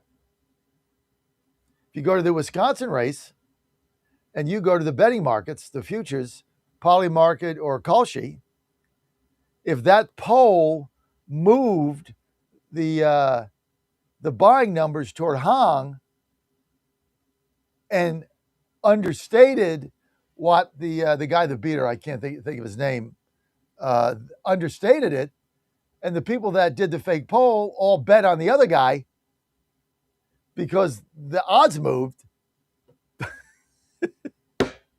Now you got a bigger scandal. Oh my God, folks. Thanks for tuning me in. That's all I can say. If you want the truth, you got one place to go, and that is right here, because I am going to give it to you straight, and I am so far ahead of my peers. And I'm sorry for saying that. I am just so far. It doesn't matter what it is. I'm a year ahead. Phone lines open. Let's get to John in Jersey. John, go. Hey, Johnny. How you doing, buddy? Never Hey, better. Johnny. How you doing? Good. Hey, listen.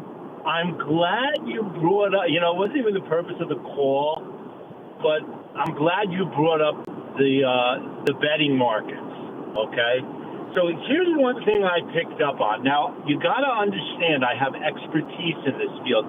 I worked on Wall Street for 25 years. I've seen things that you cannot imagine, okay? So I could see through a scam before the scam is even written up. That's what 25 years on Wall Street gives you. Every 10 years, there's typically one blows up. So with these betting markets, I'm looking at the Paxton Tallarico polls, which have to be fake. First off, these markets are unregulated, for one. So whenever you have unregulation, you're going to have mischief and you're going to have fraud. It's like the pink sheets, okay? When you're playing the pink sheet stocks. So I'm looking at the Tallarico Paxton thing. You have $60 million on Tallarico, and you have $8 to $9 million on Paxton. So unless I'm reading this wrong, you have basically about a $50 million pump and dump going on. John, I got to go break. John, I got to get this. I got to get what you have to say. Hang in there with us through the break, please. Don't hang up, John.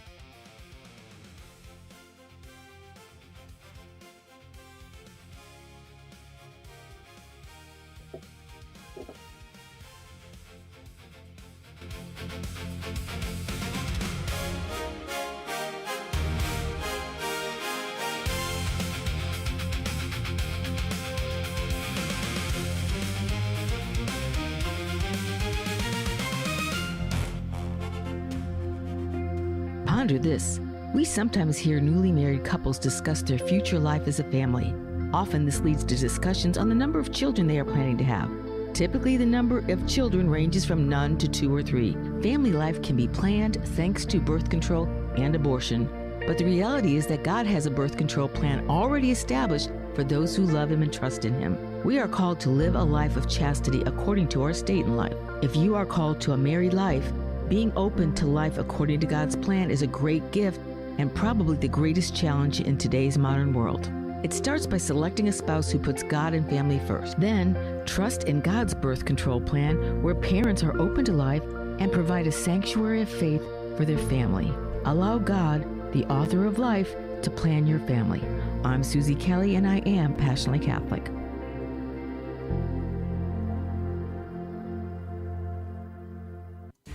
Wagering at its finest, playing at the highest levels, under the highest stakes for more than a decade.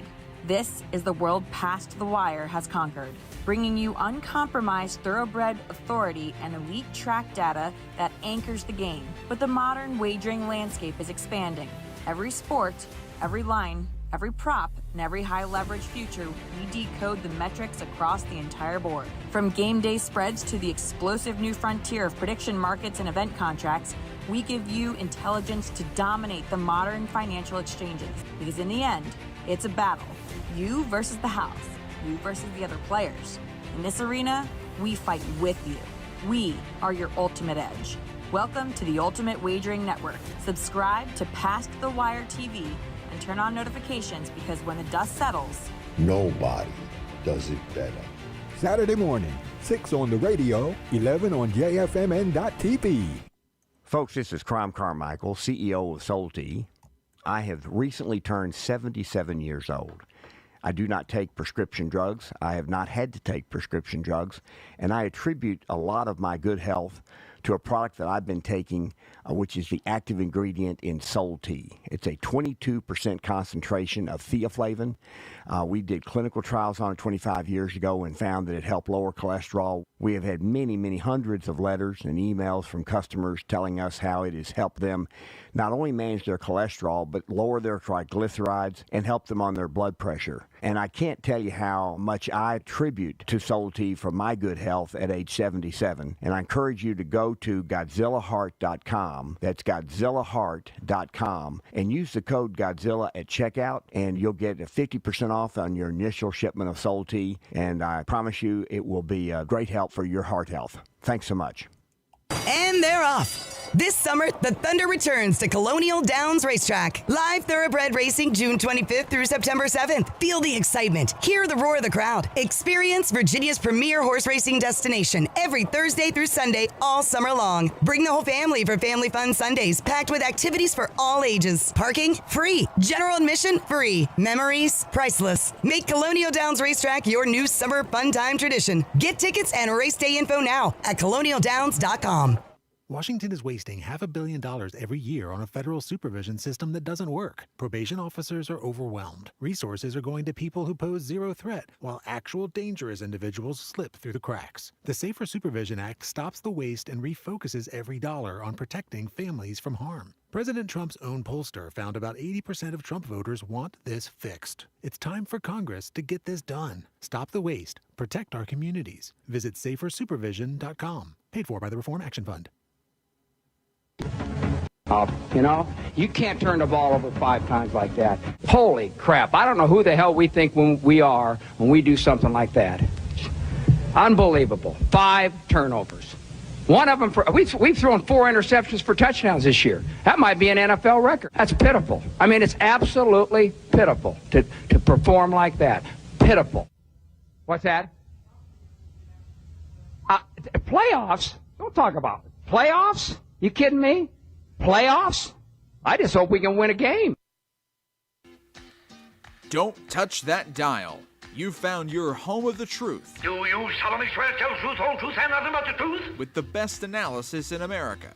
You can't handle the truth. And now back to the John Fredericks Show. Okay, got him back. Let's get back to John. I'm your Godzilla of Truth in America. John, you were talking about the betting markets, and right now, critical.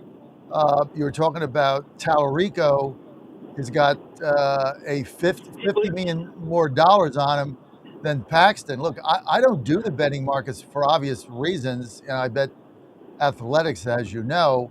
But I got to tell you, if anybody's on these things, and you can get what's the odds on Paxton? 5 to 1. It's got to be 5-6 to 1 odds, right?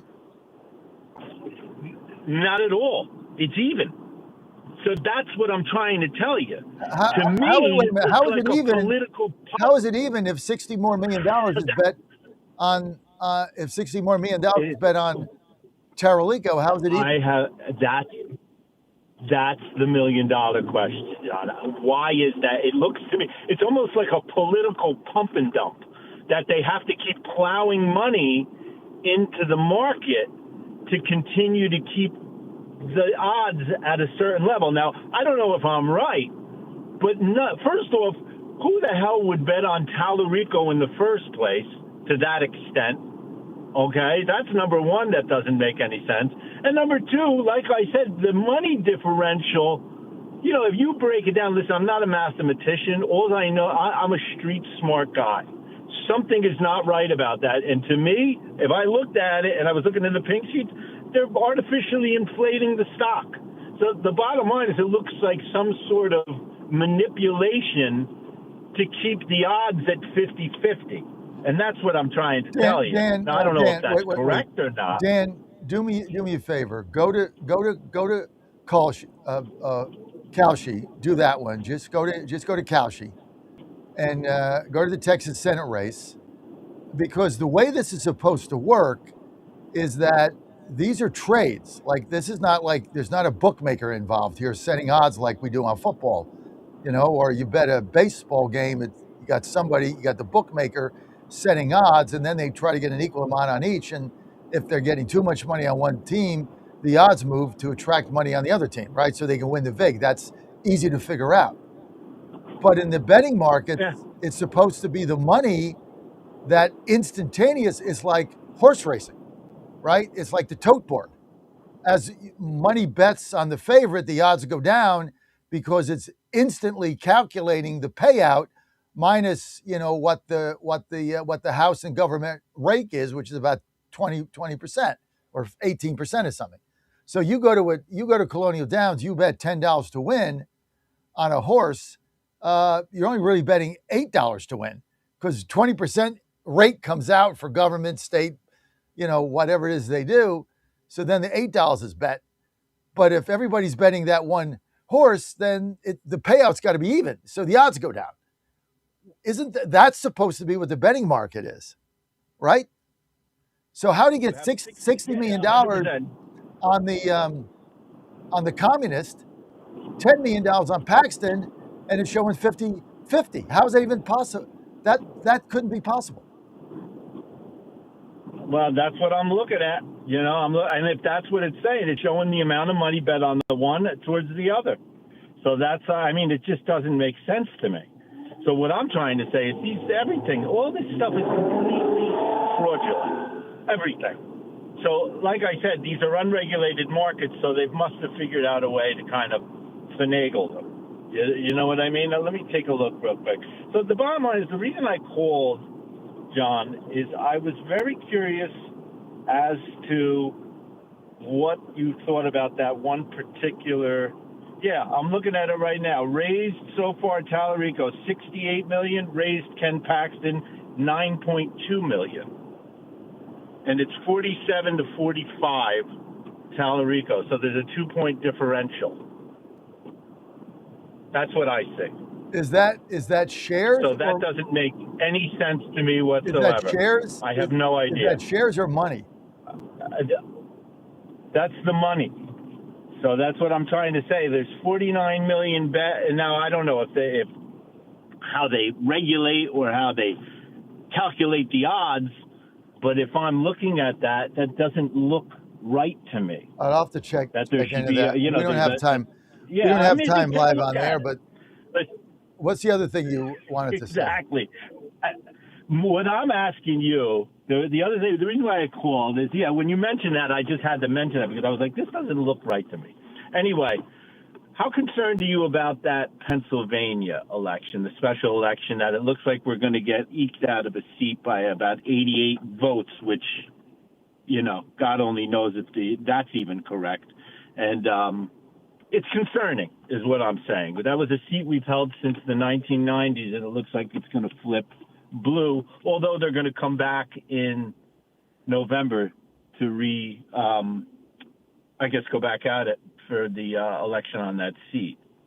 Are you familiar with what I'm talking about? I think it's I'm not. I pay no attention to it because it's August, and so they're doing nothing there. So it's a fake election. Who cares? Our candidate will win in November in a landslide. So I don't care. Okay.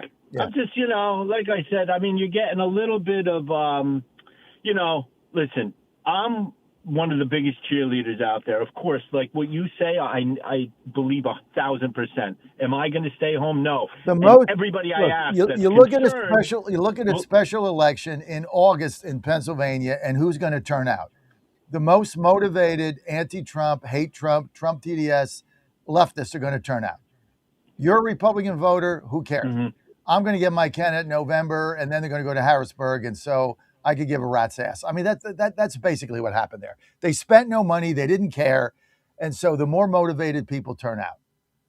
But look, they're going to any victory they get in any special now, they're going to put it up on CNN, and Enton is going to be there doing his polls, and between now and November 4th.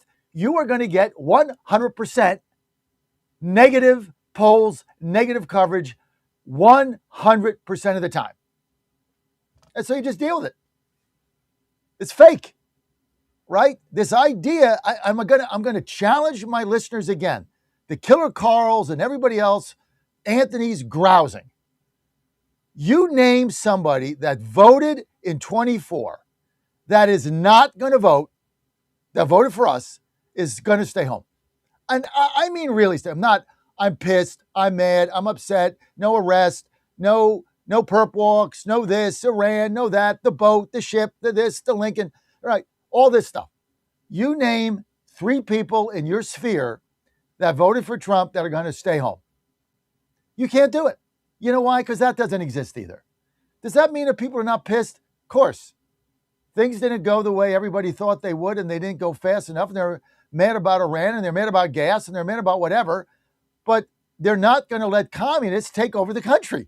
So they're going to turn out, just like they turned out in Virginia for the referendum. I did that bus tour. Everybody told me I was wasting my time, and I thought at the beginning I was too. I'm not going to do it. It's a waste of time. And then, guess what? We did a real poll.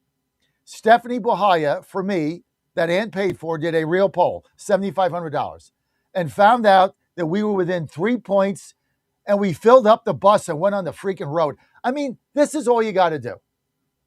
But all you're going to get is grousing between now and whenever. That was the Fishback campaign in Florida. The guy got 10% of the vote. He's a clown. Okay? They're all clowns. So, but this Kalshi thing, I got to look into that. I'm going to take it to, actually, John, I'm going to take it right to Frank Zaccanelli, who's really an expert on this. I'm going to take it to Frank and see what he has to say about it. And then I'll get back to you. All right? Let's get Joe Rubin in. Hey, this segment brought to you by Susie Kelly and Passionately Catholic. Go to passionatelycatholic.org, passionatelycatholic.org for more information. You know, Susie Kelly, my friend, I'm Catholic, she's Catholic. Susie has been doing Wonderful Moments on our show for 15 years. They run all the time, 7 days a week. They're beautifully done. She has a heart of gold. And there's nothing more uplifting as a Catholic than really embracing the Catholic faith. And so I want to thank Susie for that. The new group that she's got out right now of Wonderful Moms are so uplifting and so great. And I just want to compliment her on that. And as a Catholic, actually, Joe, you have to bear with me a minute. We got Joe Rubin coming out, but we do Not Joe, a problem. We do a Catholic verse of the day, and our verse today is from John 13:34. He says, "As a new commandment I give you, that you love one another, just as I have loved you, you are also to love one another." From our Lord and Savior Jesus Christ, John 13:34. So there you have it. Go to passionatelycatholic.org. And I am getting a new tattoo. I got one more spot remaining. That's it. And I don't have any more room. And on the bottom of my arm. And I'm actually got that set for the Virgin Mary. So that's going to be right there. And that's going to be it. I'm out of room. Then I got to go off the front of my body. I'm done for a while. Okay. Joe Rubin with us. Joel. Good morning. Where you been, dude? Well, a little siesta. I was actually in Costa Rica for a couple of weeks, which was a nice break for us. And as you may remember, that's also where I served in the Peace Corps. So I want to just mention on your Catholic commentary this morning. I lived in a Catholic village for 2 years, and I went back out. We were on vacation with the family. I went back out to the village and hung out with my friends. I called them my family there. The folks there live way much longer than most of the rest of the world. They're living in a blue zone, it's known as. So my father in the family, he's over 90. He's like 90 years old. His eyes are bright. He's very strong. And they're very Catholic, and it was just a great experience. So I felt really at peace for those 2 weeks hanging out with the family and in the village, and that's where I was. Well, what is the blue zone? A blue zone is something remarkable. A blue zone is a zone, there are several around the world where people live longer than normal life. So you have blue zones in Japan. There's a blue zone. I forget where some of the other ones are, but the one that I'm referring to is in Costa Rica in the west. It's a peninsula called the Nicoya Peninsula. It's a rural area. It's a mixed zone of indigenous and Spanish and Mestizo culture. That's where I served in the Peace Corps. And the people there routinely live into their 90s. They just live longer. And there are studies as to why, but they pin it on the diet and, of course, being outside and exercise, but the diet. And every day we ate rice, beans, squash, and meat. And that was it every day.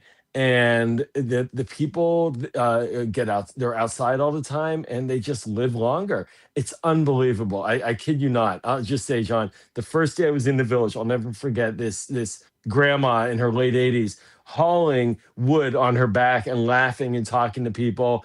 And I'm like, who are these people? and so they live longer, and they're healthy, and they're sharp. And it really is a remarkable spot of earth. How's your family? Good. Crazy. Good. Teenage daughters, How old are they? Never again? dull. How old are your daughters? Sorry?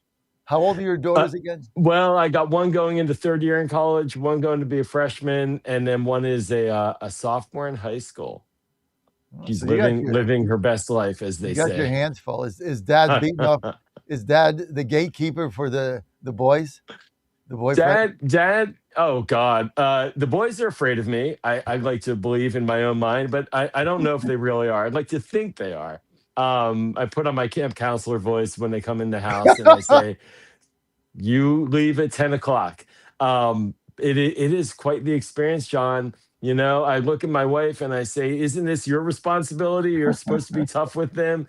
Like, isn't that the division of the jobs here?" Being a girl dad is awesome. You have a daughter, right? Yes. You have a daughter. Yes. Yeah. It is the greatest. It is No the doubt. greatest. No They doubt. come over at 11 at night. They come to me and they're like, they want to talk about stuff. It's like, yes, that's perfect. It's great. The rest of the day is a mess. So let's go to Iran. yeah. They have the Trump calls it the wall of steel. All these ships we have there, they haven't gotten an oil tanker out in a couple months now. You know, since we had the MOU was expired, which turned out to be a joke. If they can't get their oil out, they can't export anything. How does this country survive? You know, I think as we've gotten to know each other over the years, you'll know that I'm a bit contrarian, and I'm going to put on my contrarian hat here on the conventional wisdom about what's happening with Iran, which is that my view is that the Iranians have survived the last round or so for sure, but they've taken a massive beating. And there's this conventional wisdom argument in Washington now that they have won and we have lost. And the last time I checked, a country that has tens of thousands of troops and military armada arrayed against the country and has pummeled that country is not the one that's lost, right? Like, the Iranians have not defeated the American military. What we have not yet done is achieve all of our objectives. And so I think now we're in this war of attrition moment where the president's got this two-tiered policy of pressure on Iran. You've got the sanctions pressure. They call it the maximum pressure. In the last administration, it's like Treasury sanctions and State Department sanctions and going after illicit funding networks. And then you've got the physical blockade of commerce coming out of Iran, which is what you described. And the president and his team, they understand this looks bad.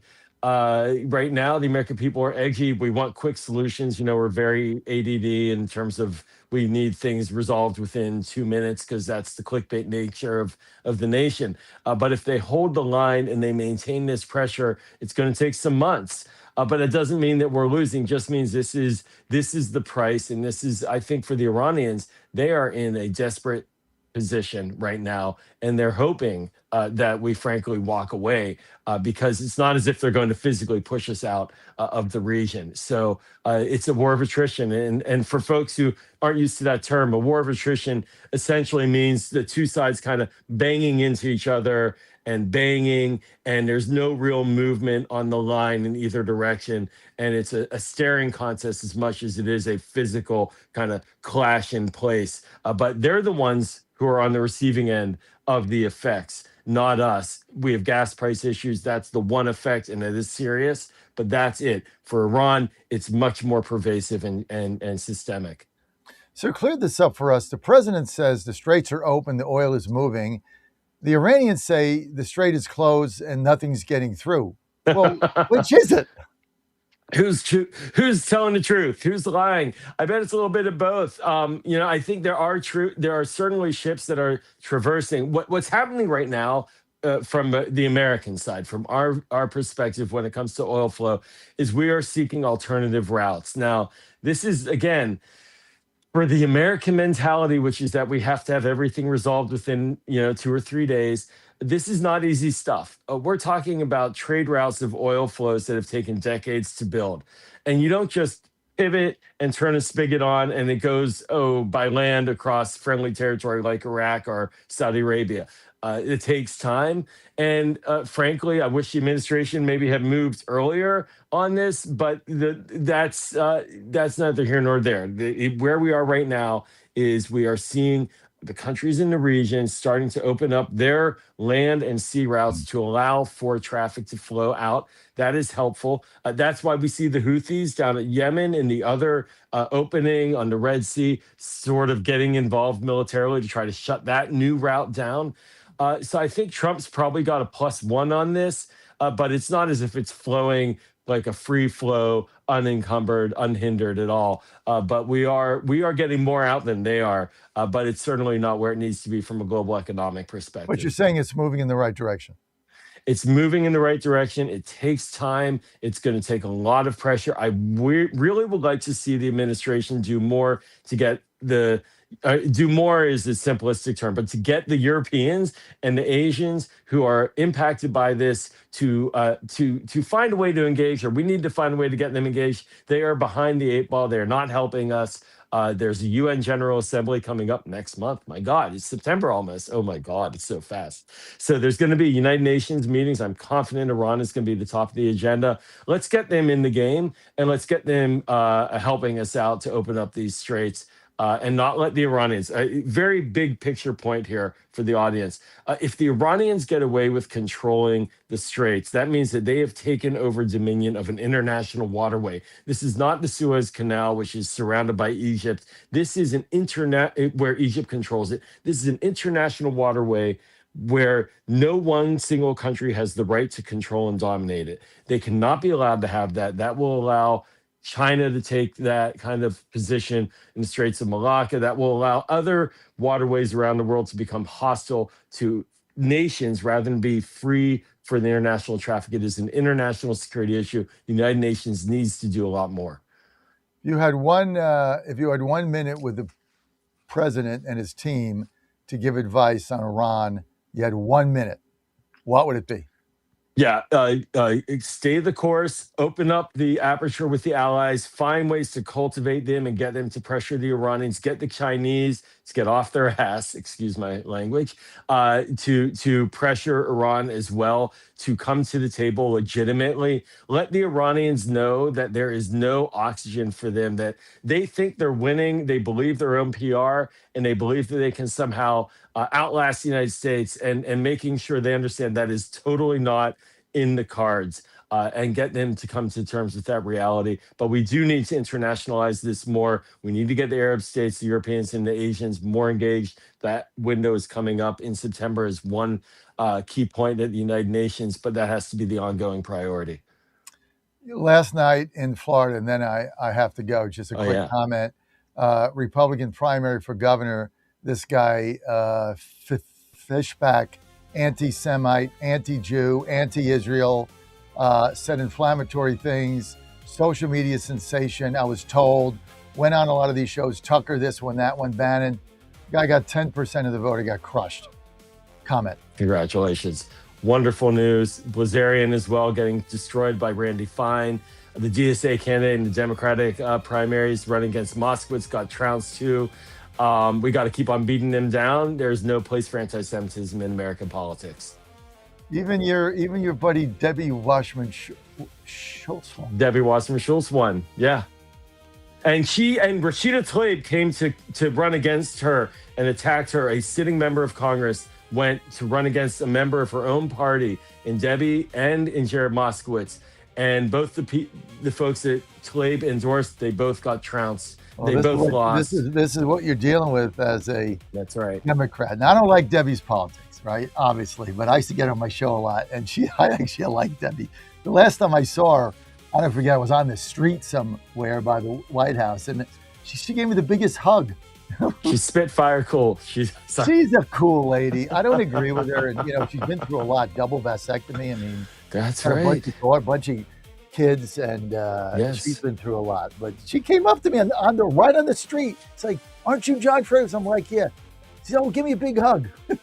She's only like, she's a 5 foot little powerhouse. Like 5 feet tall. Like, she went up to my waist.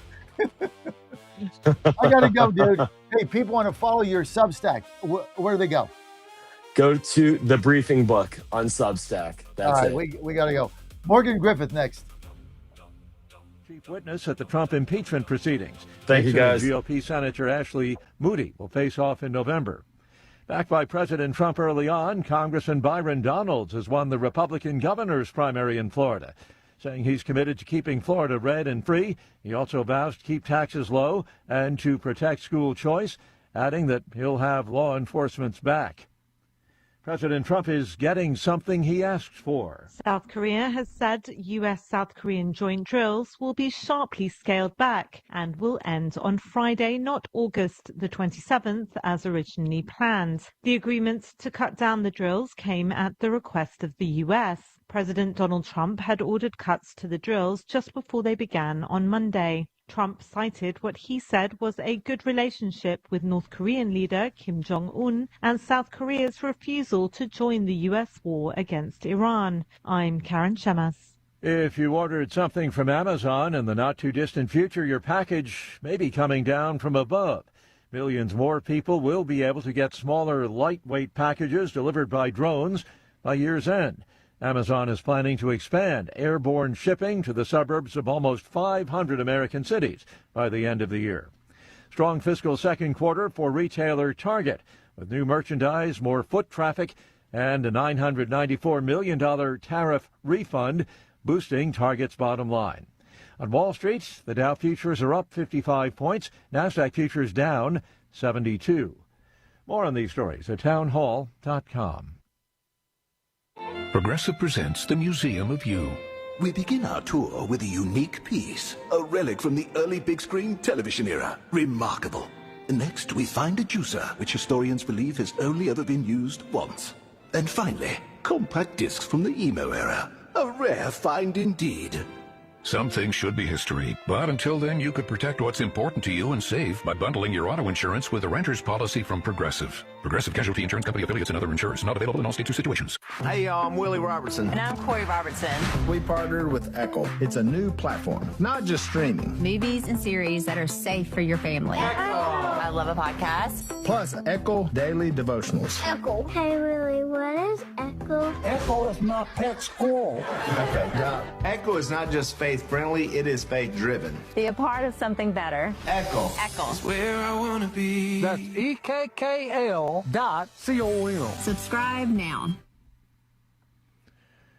There are new images of a new man-made crater on the lunar surface. A NASA spacecraft circling the moon is providing the sharpest views yet of the crater carved by a crashing SpaceX rocket. They've released before and after photos of the impact area. The Falcon rocket's upper stage plowed into the moon 2 weeks ago after drifting through space for more than a year. The rocket launched a pair of private moon landers in 2025 as part of NASA's push to commercialize lunar exploration. Scientists say based on these new photos, the fresh crater appears to be 60 feet across and less than 10 feet deep. I'm Lisa Dwyer. China has successfully recaptured the first stage of a rocket on land, this for the first time.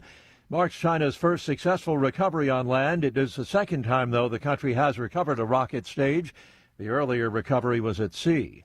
News and analysis, townhall.com.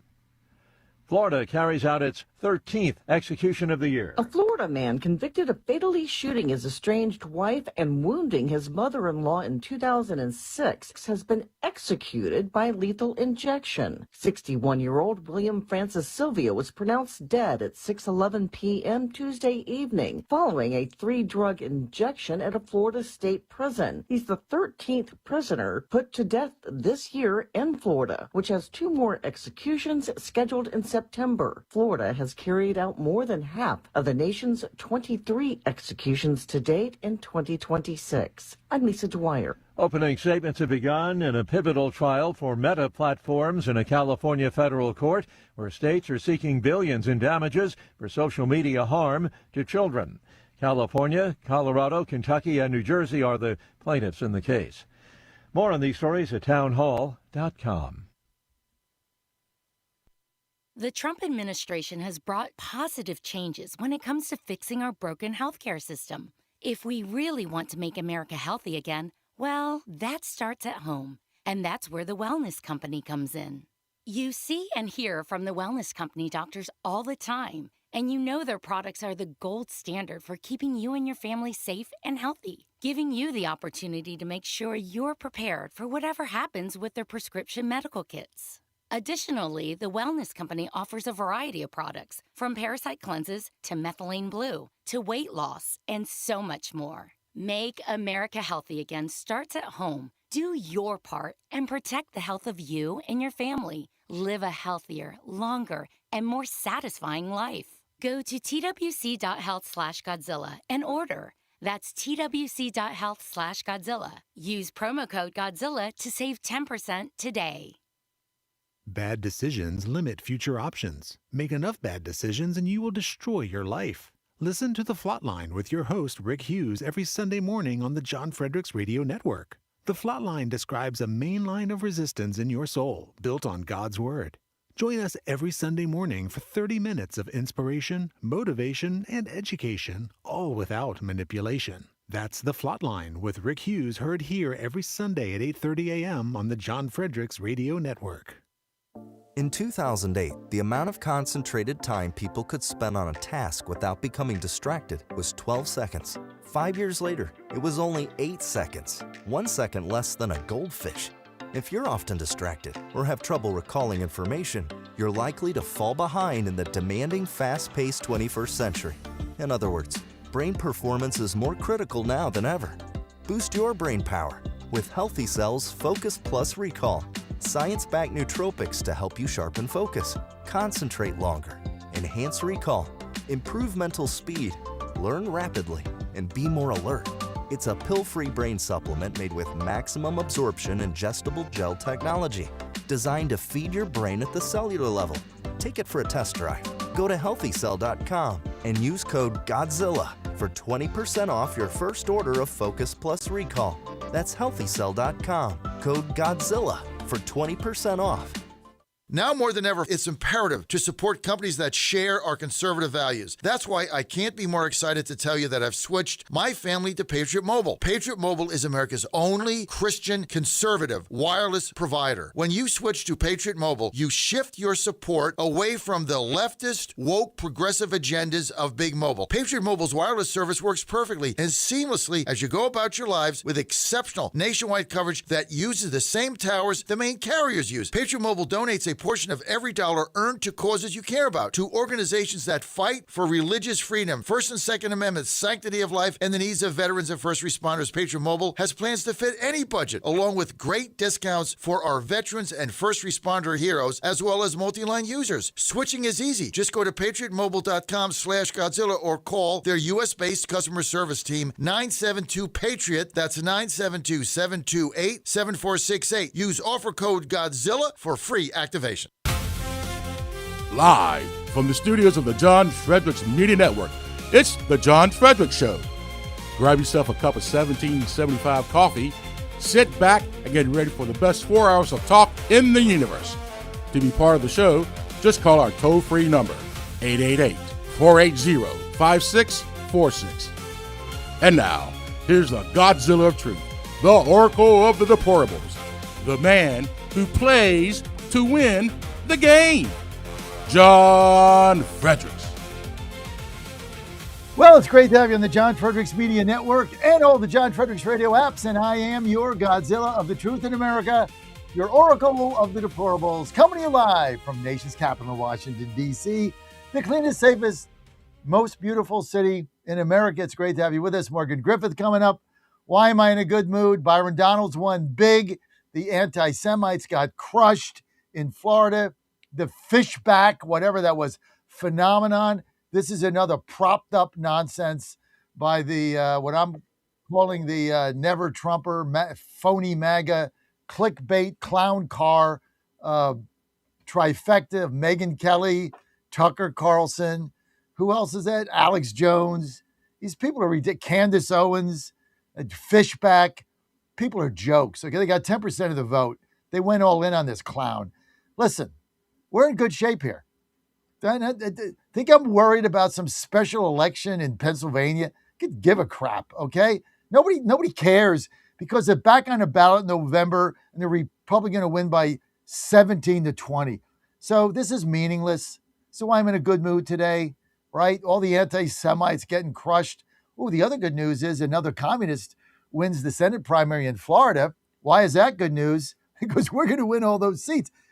This nutball, Angie Nixon, communist, is at the top of their ticket.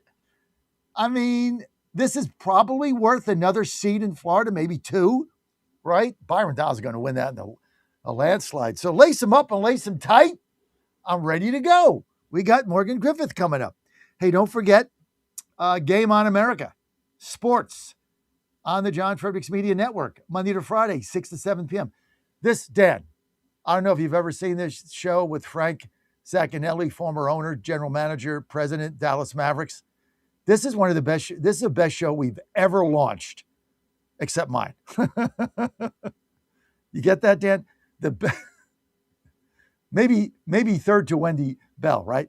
This is the best show we've ever launched. This thing is firing on all cylinders, and 6 to 7 p.m. You got to tune it in, and you don't want to miss that. We have a whole sports package now, part of our sports division of the company. We've got Godzilla Wins on Saturday. We've got Godzilla Wins Daily. That's going to be Monday and Thursday. More info on that coming. That's like a little teaser. That's coming your way. We've got Game On America Sports. We've got horse racing on Saturday with John Stetton. So you don't want to miss this. Our whole sports package just about there. But Game On America, man, if you're missing this, 6 to 7 p.m., I got another announcement. Okay, I see I got Anthony on the line. Anthony, I'm in a good mood today, not in the mood. Have a nice day. You're not going to spoil my good day, dude. Right? Sorry. But here's the other good news. So our TV channel that we launched, which is JFMN.TV, we have live TV now from 6 a.m. right till 7 p.m., 5 days a week, Monday to Friday. Everything is live. Everything is video. It's our own TV channel. And guess what we're launching this afternoon, Dan? Just take a guess. Too long. Oh, gosh. I don't know. Dan, we're launching our TV app. Oh, of course. Great. Dan, where you been? Get with the program. I've been on the phone with Anthony. Tell Anthony I'm just not in the mood. I'm in a good I think mood he probably heard. I'm just not in the mood, Anthony. I love you to death. I always want to get your voice on, but I'm not in the mood for more downers. How are you going to tell me, the anti-Semites won in Florida or something? I'm just not in the mood, dude. Sorry. Call back tomorrow, and I'll look into it. It's not today. But we launch our app, I think, sometime this afternoon. All you got to do is go to the App Store and put in JFMN.TV, download that app, and you get our TV network 6 a.m. to 7 p.m. Monday to Friday, most of the day on Saturday, and we're going to go from there. Also, if you have an Android, just go to Google. What was it, Dan? Google Play? Google Play. Google Play, and you can download it there, and then it's on your phone, and all you got to do is tap that, and boom, 6 a.m. We got John Fredericks, Wendy Bell, Rob Carson, Michael Patrick Leahy, Game On America, sports, 6 a.m. all the way to 7 p.m. Monday to Friday, we'll go from there.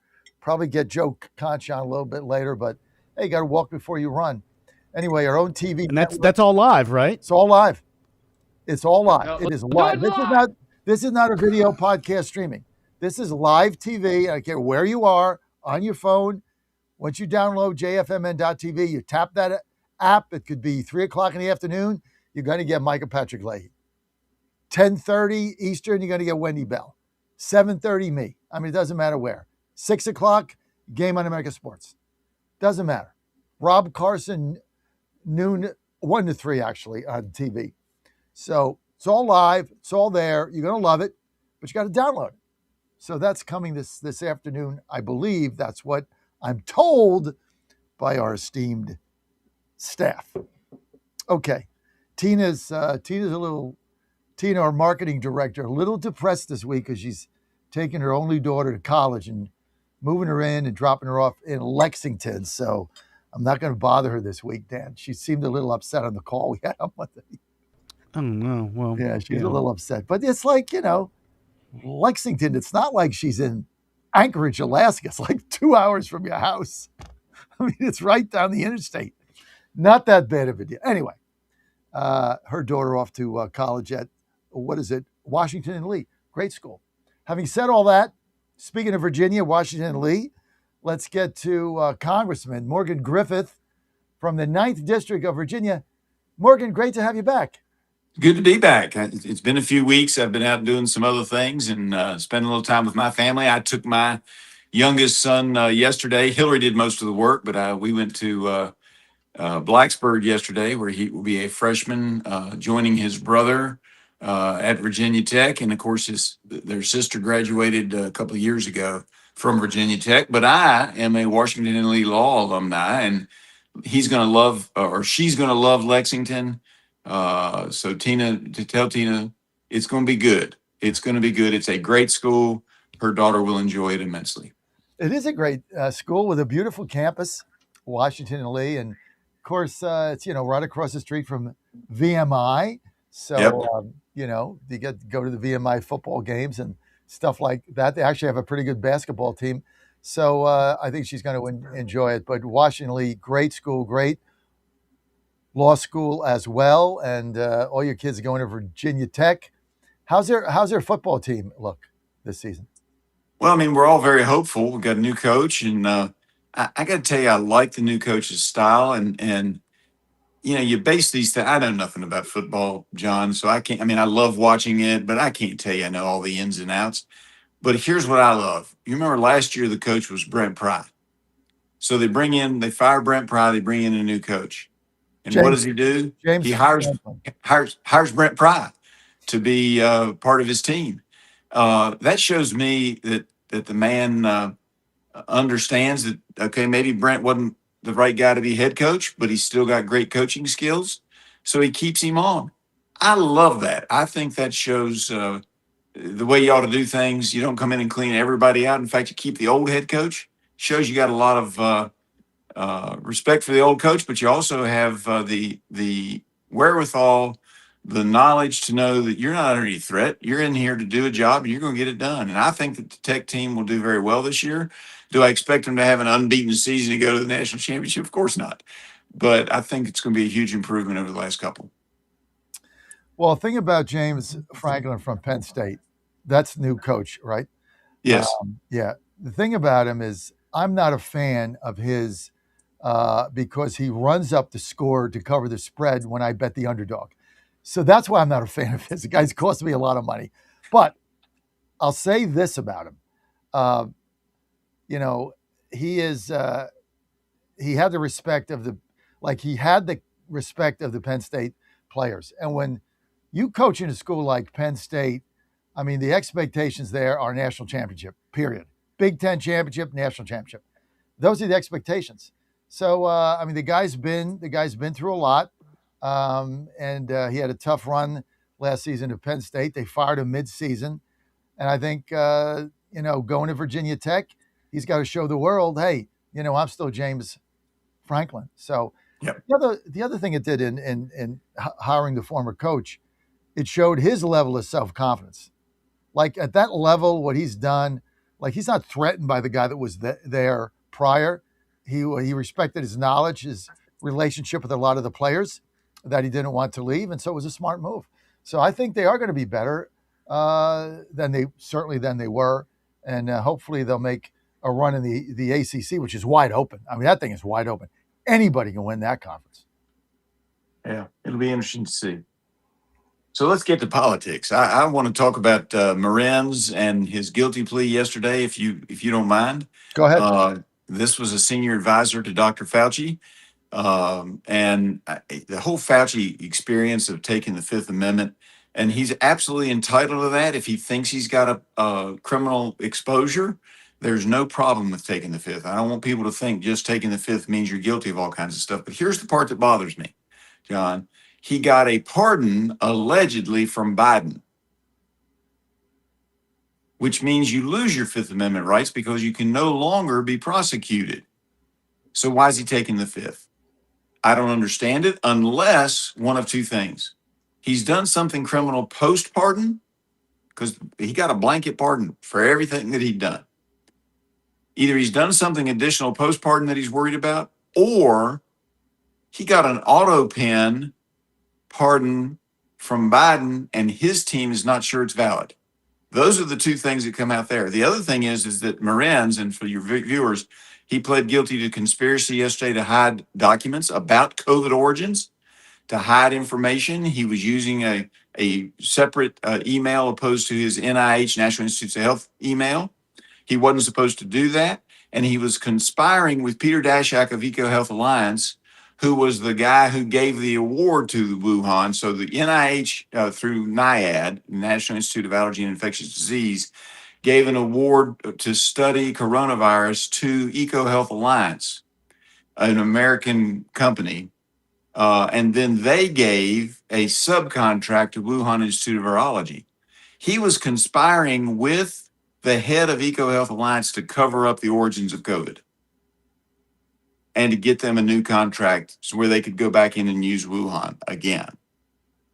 And I was a part of the team that uncovered the fact that EcoHealth Alliance was lying to us in Congress, that they gave that Peter Daszak at EcoHealth Alliance gave false information to a committee. He claimed it was all legitimate, that there wasn't any substantial differences, but it was huge differences between the report he filed almost 2 years late and the report he would have filed in September of 2019 when he was supposed to file a report. And for some reason, in September of 2019, they didn't file their report. He claims the button didn't work. And who told him how to do that? We understand it was Morenz, who told him how to just say the button didn't work. They didn't file their report. Now, for your listeners or for your viewers, going back in time, John, this was due in September of 2019, their report on the research at Wuhan. The virus, most people believe, broke out the end of October, maybe first part of November. And for almost 2 years, they kept their report secret. And it came out because of a whistleblower at EcoHealth that they changed the report, saying that it was much more likely that there was a bat infestation in southern China or Southeast Asia that caused any disease from a coronavirus, versus the original report, which would have said that was highly unlikely. Just, a few thousands, maybe a few tens of thousands. And then the report got changed to nearly 1 million. Well, a few tens of thousands versus 1 million is a big difference. And EcoHealth and Peter Daszak were then barred from doing work for the NIH when that information came out. And that was my line of questioning to him. Very proud of it. Had a good staff backing me up that gave me the info, but very proud of that we revealed that. And now somebody's been convicted. And here's my speculation. This is pure speculation, John. I think Morenz was not charged with more serious charges, pleads guilty to this one. I think he's going to get a light sentence, if any sentence at all, maybe suspended time in exchange for spilling the beans on Fauci. Stay tuned. We'll see if I'm right. That's my speculation. That he flipped. Now, that doesn't mean Fauci gets prosecuted because he has this pardon, unless the pardon was faked. But we'll see. But Fauci taking the fifth makes me think that Fauci's lawyers think the pardon might not stand. So either he did something post-pardon, or the auto pen puts the legitimacy of the pardon at risk. That's my theory. And I'm sticking to it until I learn otherwise. This guy that got convicted, so you think he made a deal? It's the only thing that made sense. I read when the indictment first came out, I read the entire indictment. And he could have, in my opinion, been charged with more serious offenses. He was not. I think that he's made a deal to plead to this one. He's 78. So having one minor felony on his charge is not going to change his life. And then in order to get that, he's between now and sentencing, he will come out with information about what Fauci knew, is my theory. Now, it could just be that that's all they had and they decided just to go with a slap on the wrist. It's felony, so it's not just a minor slap on the wrist, but still, my theory is there was more that could have been charged and they held back in order to get him to cooperate, as you say, to flip. Speaking of, let's keep this line about could be more. and I know you've speculated on a couple of things here. What are you speculating on? What could the more be, based on your knowledge? You mean what he could have been charged with? While what actually transpired was a couple of bottles of wine. They were in discussions. Morenz was whispering, according to him, whispering in the ear of Fauci, and trying to help EcoHealth Alliance get additional grants. They got an additional grant of about $5 million, if I remember correctly. And Morenz was texting on the back channel or emailing on the back channel that he deserved a kickback. He actually used the word kickback for helping them get the event. And EcoHealth Alliance's chief and he had a discussion about, and I don't remember which one raised the issue of going to Michelin rated restaurants in Paris and London. I think a bribery charge, which would be a crime of moral turpitude and could affect pensions and other things, is what's out there as the stick. Now, am I right? I'm speculating. I don't want anybody to think that, I've got insider information. I've not talked to the Justice Department. I've not encouraged the Justice Department. I've done nothing except talk to you, John, and some others about reading the indictment and reading between the lines. And again, for your viewers, I'm a former criminal defense attorney. So, it's not the first indictment I've read. And reading between the lines, I think they had a potential bribery charge that they could have brought. They certainly went in furtherance of that conspiracy for the bribery. This charge takes care of that because it's kind of in there loosely. It's mentioned, but I think that was the stick to maybe get Morenz to agree to tell the truth, the whole truth, and nothing but the truth about what Fauci knew and what he was doing during the outbreak of COVID, when the country was being rampaged with this disease that I believe the circumstantial evidence, we'll never find the smoking gun because the Chinese aren't going to give it to us. But the circumstantial evidence is pretty clear that this was, I think, an accident, but it broke out of the lab in Wuhan at the Wuhan Institute of Virology. And the leading people at NIAID, that would be Dr. Fauci and others, didn't want to have egg on their face that they had done risky research when they probably shouldn't have. They were doing it in a BSL level 2 lab when it should have been at least a 3. I think a 3 is probably about right. And they were doing it. They shouldn't have authorized it. They shouldn't have given the Chinese humanized mice to do research. They gave them a huge leap forward by doing that on research with viruses of all sorts. And they did a lot of things they shouldn't have done from a negligence standpoint. I'm not saying criminal, but they did things they shouldn't have done with the Chinese, and they were sloppy. And as a result, millions of people died. And I don't think they wanted that to be as a part of the record of Dr. Fauci. Didn't want that as a part of his record. And I don't think that the NIAID wanted that. And I think they then went out systematically and shut down everybody who said, wait a minute. There's another theory that's likely to be one of the two. And I will just tell you, in February of 2020, could have been either one, in all fairness. But they shut down the second most likely theory that it was a lab leak, going with the animal situation. But by May,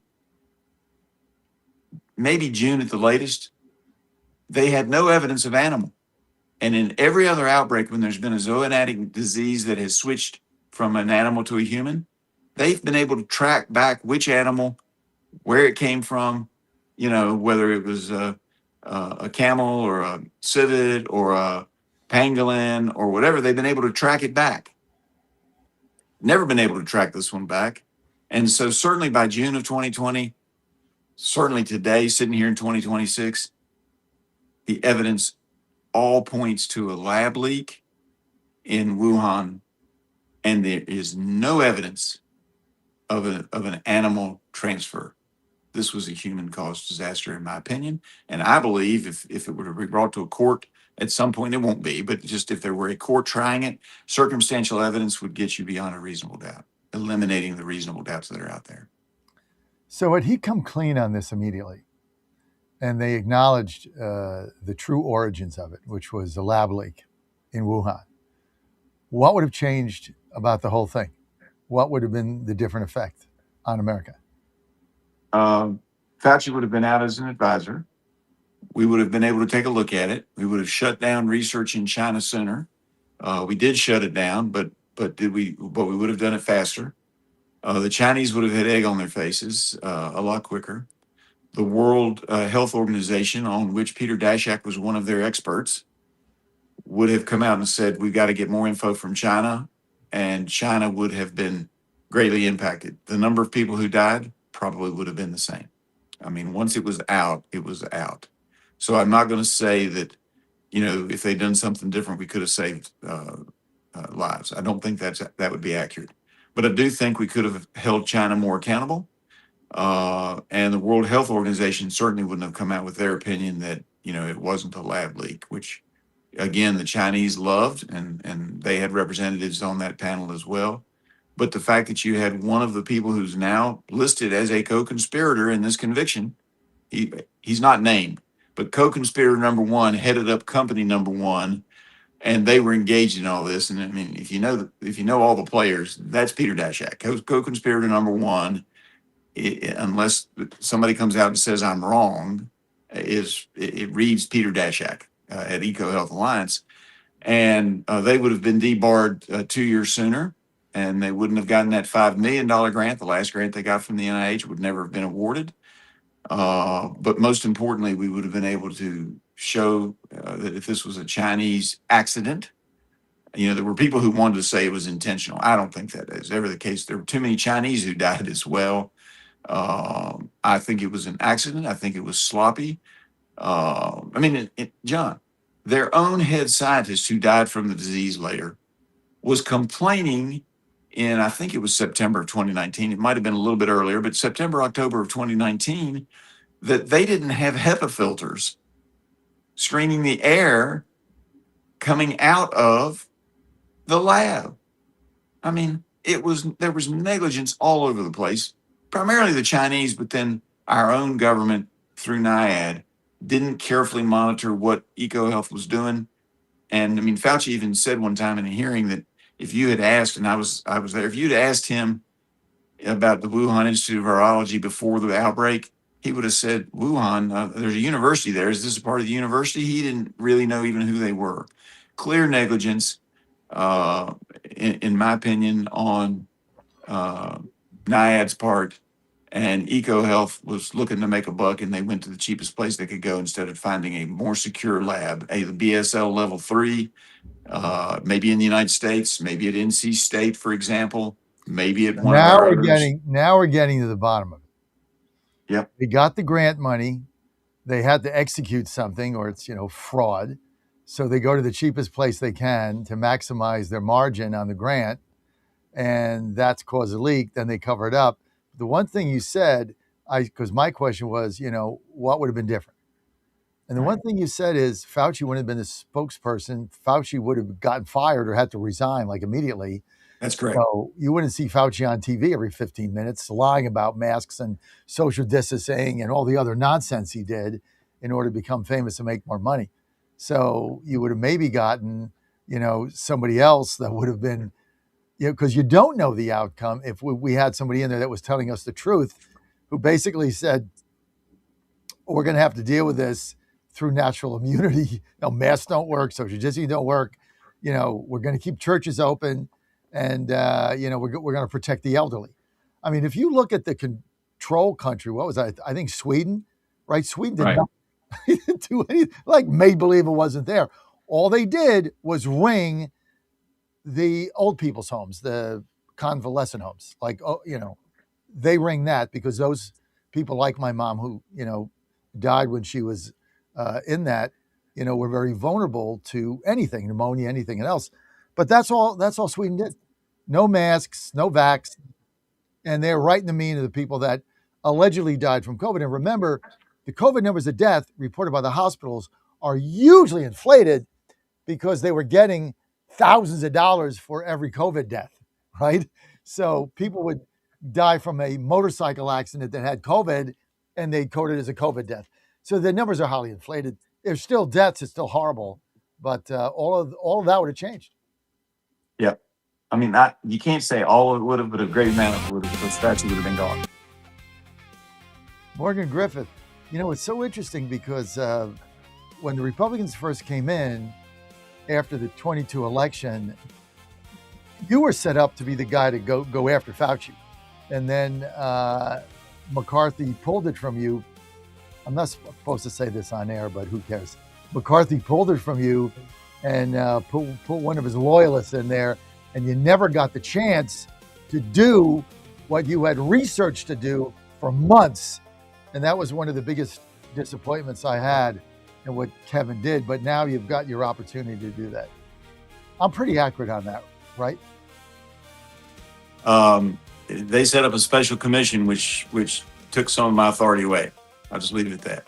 It's called Fredericks is right again. It's like an albatross I wear around my neck, man. It's tough being right all the time. Morgan Griffith, thanks for being with us. Great segment, Morgan. Great segment. It's going to go viral, no doubt. This is all you got to do to follow this guy. Griffith.house.gov. Griffith.house.gov. Okay, before we go, are we going to keep the house? Yes or no? I don't know. It's going to be close. Everybody's going to have to get out and vote. And if you've got an extra $5, send it to your local Republican congressional candidate. Yes is the answer. John Fredericks Media Network, Griffith.house.gov. We're going to be right back. More fake polls. This is a real fake poll that was totally fake. Like the polling company didn't even exist. You can't make this stuff up, man. Oh, my God. And, of course, the left-wing fake news media jumped on it. Unbelievable. Morgan, thanks for being with us today. Good to be with you as always. All right. Stay with us. 2008, the amount of concentrated time people could spend on a task without becoming distracted. For 20% off. MyPillow's second annual mega sale is finally here. Get our patented premium MyPillows that adjust your exact individual needs to give you the best sleep of your life. When I got MyPillow, I'm asleep almost immediately. I stay asleep at night and I wake up more well-rested in the morning. I guarantee they're going to be the most comfortable pillows you'll ever own. King size only $24.98, queen size only $19.98. Giza Dream bed sheets, the best sheets in history, as low as $29.98. Lux Pierce 6-piece towel sets, towels that actually dry you. What a concept. Now only $39.98. And our made in the USA mattresses and mattress toppers as low as $99.98. So go to mypillow.com or call the number on your screen. Use your promo code to take advantage of our second annual mega sale. Plus free shipping options available when you order today. So don't delay, order now. Don't touch that dial. You found your home of the truth. Do you solemnly swear to tell the truth, whole truth, and nothing but the truth? With the best analysis in America. You can't handle the truth. And now back to the John Fredericks Show. Great to have you with us. I am your Godzilla of the Truth in America, your Oracle of the Deplorables. Don't forget, Godzilla Wins coming up Saturday, 9 to 11. Hey, we got a little bit of a change, Danny boy. Dan Hopgood, our executive producer. We're going to take the most of the 10 to 11 hour, and we're going to run a fantasy football segment. Dan, have you been invited to join our fantasy football challenge? I don't believe that I have, as a matter of fact. Wow. So I my son I will do it. I can't say that I'm much of a fantasy football expert or my veteran. son cut you out of the link. Maybe it was this a text message or email? I'm sorry. He probably figures your knowledge of football does not meet the high standards of those that we invited. There you go. So I guess he figured on a fantasy football, you just pick all the Steelers players. Dan Hopkins doesn't make the cut. Maybe Drew Aller, whom James Franklin may have ruined, but no, it's but we'll see. I'm more of a, what was the old Ray Lewis line? He had that line in the commercial. I don't play fantasy football. I play for real football. So I get to follow a team that's usually pretty good. So I don't have much inclination to do fantasy. Well, fantasy football, I don't do it either. This is my first time involved, so I'm studying it because apparently it's huge. I mean, the money being Oh, bet on, oh my gosh! Oh, because it's we're off the we're charts. now in we have a sports division of the company. My son Jack, professor at Arizona State, runs a division, and he's like, him and Frank are all over this thing. They're like, Dad, there's more money bet on fantasy football than predictive markets and Yes. and sportsbook combined. And like absolutely. My son told me the other night, he's like, Dad, okay, like the days of like betting like the Giants -3.5.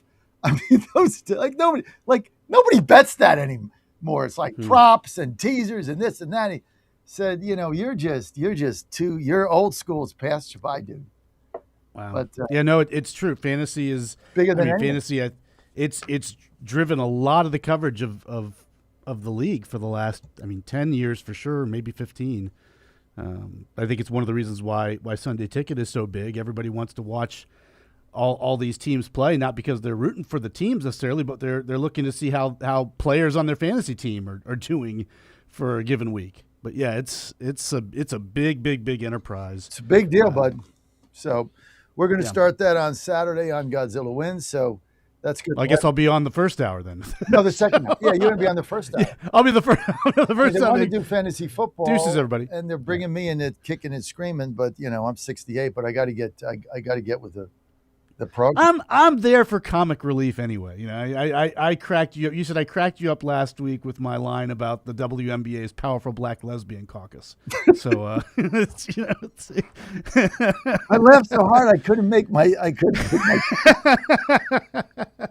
But I know sports and everything. But yeah, it's nice on that show to be able to joke around a bit. That's what's a lot of fun about. Dude, Godzilla Wins. sports. I mean, yeah. I think the Pirates won last night. They did. They did, amazingly enough. 2 weeks ago, Pirates were right there. Nationals were right there. Now that the Nationals are done, Pirates are done. Yeah, Nationals got blanked. And the Astros still in first place, even though they get 3 hits a game, and they're I checked last night. I would have included a win if there'd been a win. We suck. I mean, we got 3 hits. We got beat last night at home by the worst team in baseball. Got 3 hits, lost 3 in a row. Worse. We're 500 and still have a 3-game lead. Seattle gets beat last night. Yeah, I was about to say, it could have been worse. You could have been the Mariners. I mean, we're going 22-0. We're going to win this division with an under 500 record. Oh my gosh. God. Oh, so my pathetic. Goodness. It's almost like, you know what? It's almost like Darlene Graham. It's just pathetic. Did you see that debate last night? It's sad. That was cringy. It's cringe. Like, oh no. But Ann and I were there, and Ann said, "Oh my God, we're for Norman, but like I'm sitting here and I'm embarrassed for her. Like I feel sorry for her." Good for him. Good for him not to pounce on her. I think just sort of almost kind of ignoring it and just being very respectful about it. He could have gone after her. He was a gentleman. Yeah. Those of us that know Ralph's a good guy, right? Yeah. He's a gentleman. And the thing is, too, she hit him with, "Oh, you took $600 million in COVID money." Well, you ran a business and the money was available, and that's why it was available. What are you supposed to do? I mean, the government shut my business down. Yeah, you took the money, and then if it was a loan, you're paying it back. I mean, part of the way it works. So it was a lot of low blows. She had, all you did was name a post office after you. I mean, stop, okay? All right, let's get to Zach Kraft. Yes. Zach's probably chomping the bit saying, "What the kind of show am I on?" Okay, Zach, it's good to have you. Looking good there, Zach. Got the little poly shirt going on. The button down look there, Zach. Zach is communications director at the RNC Central Region. Zach, welcome to the show. Thanks for having me on. I was eager to come back on whenever you guys do that fantasy football segment. That sounds like a lot more fun. Okay, do you do fantasy football? I do. I have for several years, so would love to be a guest on that with all my expertise. Do you have your email? I can get that for you. Yeah, you said, see that little chat box down there? See it at the bottom of the screen? Yes. Put your email in there, and we'll invite you on because it's going to be a big segment, and you'd be great. Perfect. We need younger people, right? Like I'm 68, so our whole Godzilla Wins is driven by by Generation Z, right? Perfect. So, Well, and you were saying this is your first year, so maybe we should be in a league and making big money. So well, I'm not sure about that, but we are going to have you on now, Zach. I'm going to Dallas. We're all fired up. Just give our viewers and listeners here nationally just a little insight. The Dallas convention, what is it? What's the objective of it, and how can people go? absolutely. This is going to be a historic event. Never before has there been a midterm convention. I'm sure, a lot of your listeners are familiar that, every 4 years there's a presidential convention, party leaders, donors, and delegates gather, and, there's a lot of speeches and pomp and circumstance. Well, for the first time in history, President Trump decided that we're going to do a midterm convention to get the American people fired up for the midterms and understand, that Republicans are fighting for common sense. The Democrats are just pushing pure craziness. And what's really exciting about this historic event is that there's going to be a once-in-a-lifetime opportunity for the American people to attend. Not just for donors or elected officials, but any of your listeners can attend for free by going to gopconvention.com and applying to get tickets. And a select few out of that will even be granted VIP front row access, and they will be just feet from President Trump when he delivers his primetime address. What is it? GOP? gopconvention.com. Dan, put that in the Chiron. gopconvention.com. Go to gopconvention.com. So if I live in Phoenix and I want to go, and I'm Dave in Phoenix right now, one of my listeners, and I want to go, what do? I go to gopconvention.com, and then what? So absolutely, you can go to gopconvention.com. You can apply to either get tickets for September 9th or September 10th, or both days, the 2 days for the convention. You'll find out if you've won by September 4th, and you'll either find out if you get those general admission tickets, which will allow you, all access to the event. You'll get to see the wonderful lineup of speakers we'll have. You'll get access to the entertainment outside in Victory Plaza. There's going to be, special guests and performers. There'll be food. There'll be entertainment. It'll be a really great time. And then a select few who win that VIP access will get really close, right up there with President Trump. I'm sure some of your viewers have been to a Trump rally. It'll be just like that, except you're in the front row. You won't be, way back in the crowd. So it's going to be a really exciting event. Anytime President Trump is speaking, it's must-see television, and this is going to be no different. I'm sure this is going to be, once-in-a-lifetime opportunity for anyone who's able to attend. And so I would highly encourage, whether you're in Phoenix, Dallas, Maryland, anywhere in the country, apply and try and go to this event. It's going to be our largest convention since 2016. It'll be more than 20,000 people. It's going to be a fantastic event. So go to gopconvention.com. So if you get selected, it's a lottery, basically, right? Correct. Can't promise that everyone who enters will win, but you got to give yourself a chance for something as special as this. So I'd encourage anyone who's ever had any interest, anytime, if you've ever seen President Trump speak, wow, I'd love to see him, in person. He's the greatest showman in politics. I want to see what this is all about. Go apply. If you're interested in attending a convention, this has never happened before in history. Go apply. So I think, if you're interested in anything like this, I would highly encourage you to apply. I can promise you it'll be a can't miss event. What about? So if you get selected, what about hotel accommodations? Do you guys have a room block? So you got to pay for your own flight and hotel if you did it. But I will say this, never before has this sort of event been available for free to the American people. So you can't put a value on that. So obviously you'll have to pay for your own travel. But I think just the fact that you are getting in for free with the potential for VIP tickets, I don't want to put a price tag on that, but let's just say, that experience is, priceless, to be honest. Well, listen, I've been to a lot of conventions, so they're always fun. And now, because there's no party business being done on the convention floor, so this thing is going to be starting mainly at night, right? Like 5 or 6 p.m. What's your vision for that? Absolutely. This is going to be a primetime made-for-TV event that will really contrast what Republicans are offering, which is highlighting everything President Trump has done in the last couple of years. When we had Joe Biden, there was millions of illegal immigrants pouring across the southern border. President Trump stopped that. Inflation was through the roof. Prices were soaring 20%. President Trump delivered the largest middle-class tax cut in history. No tax on tips, no tax on overtime, all of these good things. We'll be contrasting that, what Republicans have done, with what Democrats are offering, which is just an absolute, Looney Tunes bin of candidates that are trying to cancel Thanksgiving, debating if America deserved 9/11, how are we going to reopen the border? How are we going to pass a Green New Deal? What the American people are going to hear from the Republicans versus Democrats, these are miles apart. One is common sense with Republicans, and one is absolute crazy far left radicalism from the Democrats. And we're going to make that abundantly clear at the convention.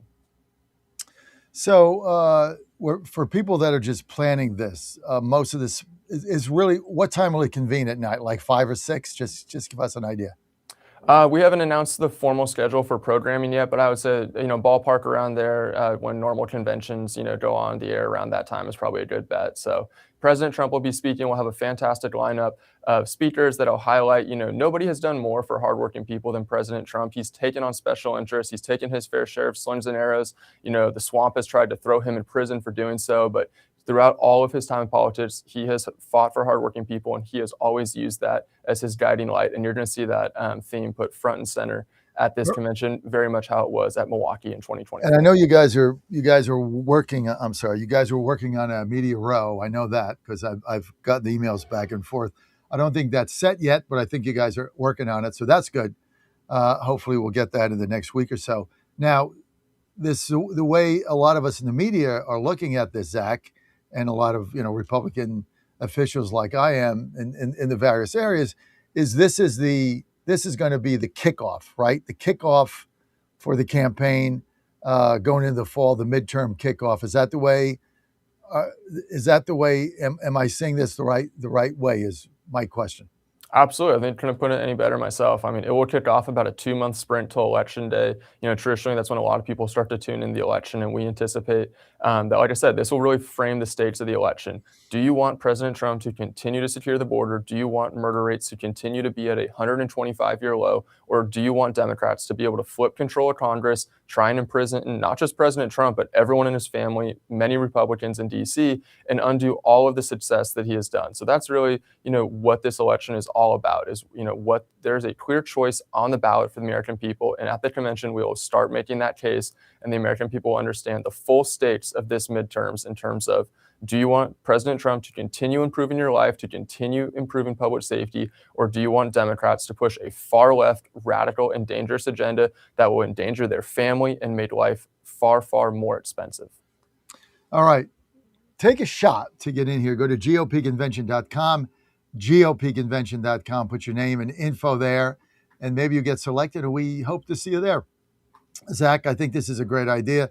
Stay on the line. Give us your email in that chat, and I'll send you a link and see if you can make it on Saturday. It's going to be fun. Want to thank Zach Kraft for being with us. Zach, how long have you been there at the RNC?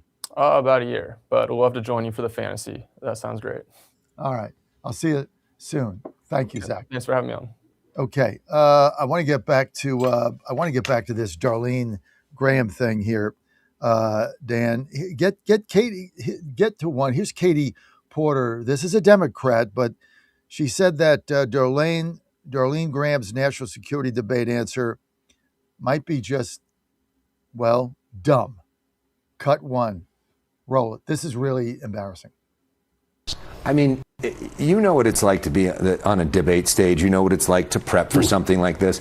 You know what it's like to have a clip that you wish wasn't out there. How do you think about that moment and maybe see that differently than other people see it? I think this is not often when you have a mistake like this. It's in a moment. You're rushed. You're tired. Something kind of, you have more of an emotion. That's not what this is. This might be just dumb. Just not very smart. To speed on the issue. It's a Kinsley gaffe. It's a Michael Kinsley gaffe. It is saying what you actually mean. Right? I mean, that's what he famously described as a Washington gaffe. When you say what you actually believe, and she was just being honest. She was just being honest. Honest. National security is not her thing. Right. And she doesn't know much about it. Yeah. Which was honest. Which was honest. The interesting part, though, is the Republican standing next to her, Ralph Norman, says nothing. Yeah. Because don't interrupt the soundbite. Let her keep talking. Right. I'm willing to bet that the ad is already cut and will be in circulation tomorrow. Well, and Matt, he's not the sharpest tool in the shed either. I mean, this is a pretty. There's no A+ in this crowd. Okay, like of those two. He just needs a consultant who knows how to manipulate social media. But if I'm Darlene Graham, and I have 1 week left. Yeah, what do you do? I'm her consultant. You said you're trying to, Her clowns them. As you saw on the Chiron there, it said Trump approval rating drops to the lowest in history of any recorded president, 33%. You see that they scrolled across there? So yesterday, John McLaughlin was on, and he's got Trump's approval rating at 45%. So, this is what you're going to get diluted with, right? It's not 33%. I mean, that is the most absurd number. President Trump, this is what CNN is saying, his approval rating is 33%. His approval rating among Republicans is 95%. Republicans represent half the country. So you're at least 45%. I mean, this stuff is just nonsense. But this is what they want you to believe. They want to jam this up your butt 24 hours a day. This is all you're going to get. All right, let's get to 3. Byron Donalds saying that David Jolly is a clown. He's his opponent in Florida. Cut 3, roll it. Number 2, when he talks about culture wars, is defending the puberty of our young kids, making sure we support family values and Western civilization.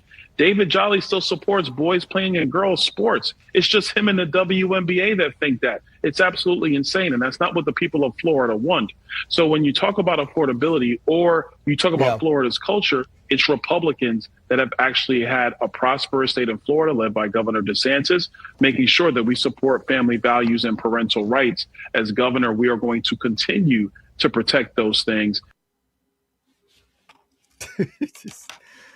Let's get to Scott Jennings on 4. He really nailed it here. Go ahead. I think overall in Florida tonight, we took out the trash. Corey Mills got beat. That was a good thing. The anti-Semites got beat in several places. Bill Zarian got beat. Fishback got beat. These Democratic socialists that came down and ran against Moskowitz and Debbie Wasserman Schultz only because they believe that Israel has a right to exist. They got beat. I think we took out a lot of trash in Florida tonight. And you know what? That's a good thing. Well, we'll see what people think. Dwayne from LA asked. Took out the trash. That's a pretty good saying. Okay, let's get to 5. Here's Tiffany Smiley on the communists winning and beating Vindman, who I hate, jackass. Cut 5 on the communists in Florida. Yeah, you know, the Democrat Party, it's like Hakeem Jeffries who? And Chuck Schumer who? Like, who is the leader? I mean, Chuck Schumer endorsed Vindman, and national Democrats backed him big time. He raised $16 million to Nixon's $1 million. He outspent her 13-1 and lost. So I think what it shows, you know, a lot of pundits, and I think even Hakeem Jeffries was in some way sort of alluding to this. They try to say that this DSA, like, they're welcome and it's going to be good for our party. And it's just in a vacuum. It's just in these, you know, in New York. But it's in New York, it's in Michigan, it's in Colorado, and it's in Florida. Oh, God. And you think Trump's approval rating is 33%? Wong's got a 20-point lead in Wisconsin, or Hong, whatever his name is, her name is, and we're going to lose 50 seats. You really believe that? Anthony in Florida, we're going to win because we are running against communist clowns. I'm having too much fun on this show. It should be illegal. John Fredericks Media Network, trucking the truth across America. What are they going to say? What are all these naysayers going to say when we win in November? What are they going to say? You know what I'm going to say? STFU. We'll be right back.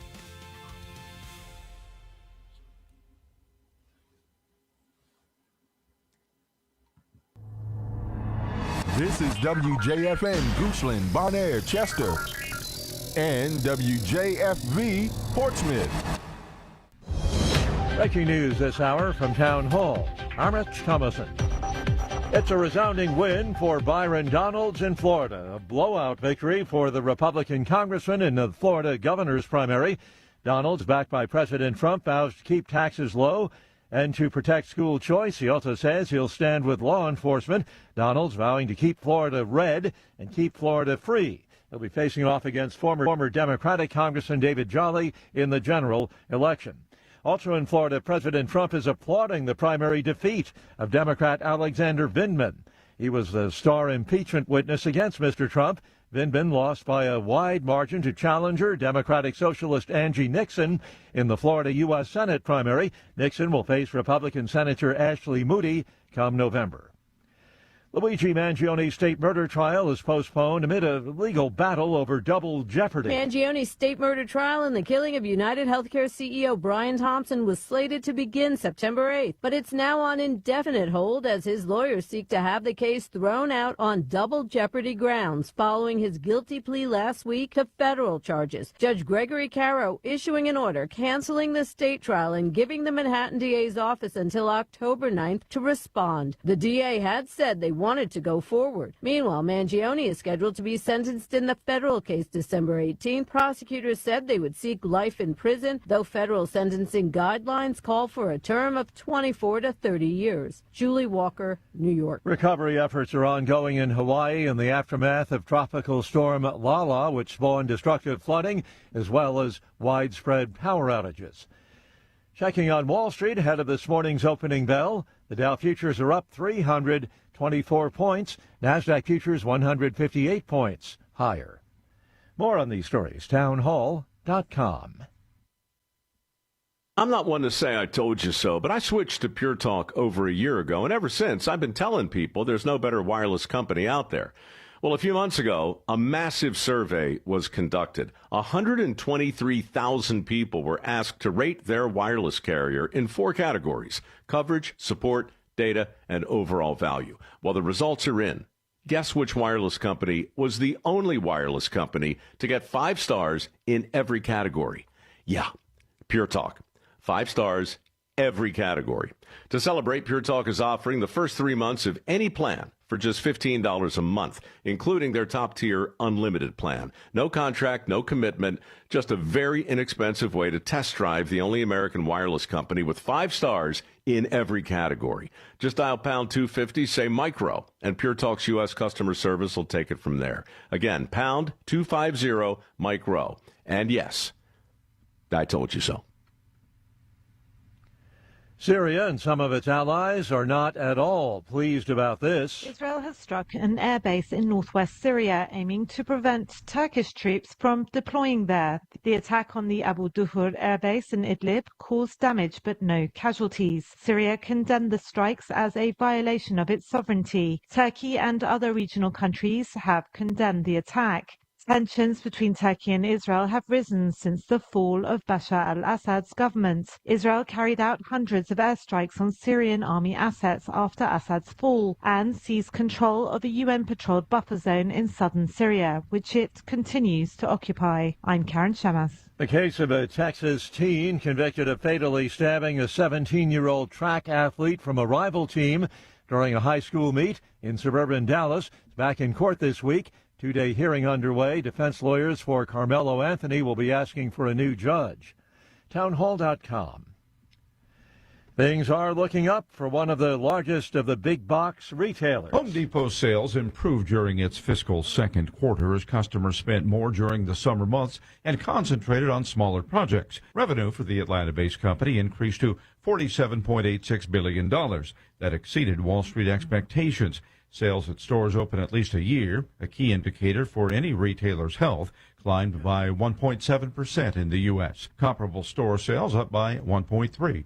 Bob Agnew reporting. Target reports its second straight quarter of comparable sales gains, saying a merchandising overhaul under the discount retailer's new CEO is attracting more customers. Target CEO Michael Fidelki calls the results an important step in the plan we laid out earlier this year to open a new chapter of growth for Target. Before this year, Target had reported weak or declining comparable sales for multiple quarters. More on these stories, townhall.com. Hey folks, Al Green here for SatPhone. When you're on the go, you want to know you're connected. If it's a family vacation or an off-the-grid escape to a remote destination, having reliable communication helps you feel safe and secure. You can't afford to find yourself in a dead zone. That's why you need SatPhone. SatPhones are reliable, durable, and give you global coverage. If you can get outside, you can get in touch. It's that simple. Make calls from your SatPhone to any regular cell phone in the United States. The phones are a $1,500 value, but you can get yours free. Just sign up for a 15-month plan, $94.95 a month. Get 150 minutes monthly that roll to the next month. Go 3 months without using them, that's fine. Yes, 3 months, 450 minutes, all yours. Visit SAT123.com or call 855-980-5830. SAT123.com, 855-980-5830. Get surety and security with your sat phone. Call now. MyPillow's second annual mega sale is finally here. Get our patented premium MyPillows that adjust your exact individual needs to give you the best sleep of your life. When I got MyPillow, I'm asleep almost immediately. I stay asleep at night and I wake up more well-rested in the morning. I guarantee they're going to be the most comfortable pillows you'll ever own. King size only $24.98. Queen size only $19.98. Giza Dream bed sheets, the best sheets in history, as low as $29.98. Lux Pierce 6-piece towel sets, towels that actually dry you. What a concept. Now only $39.98.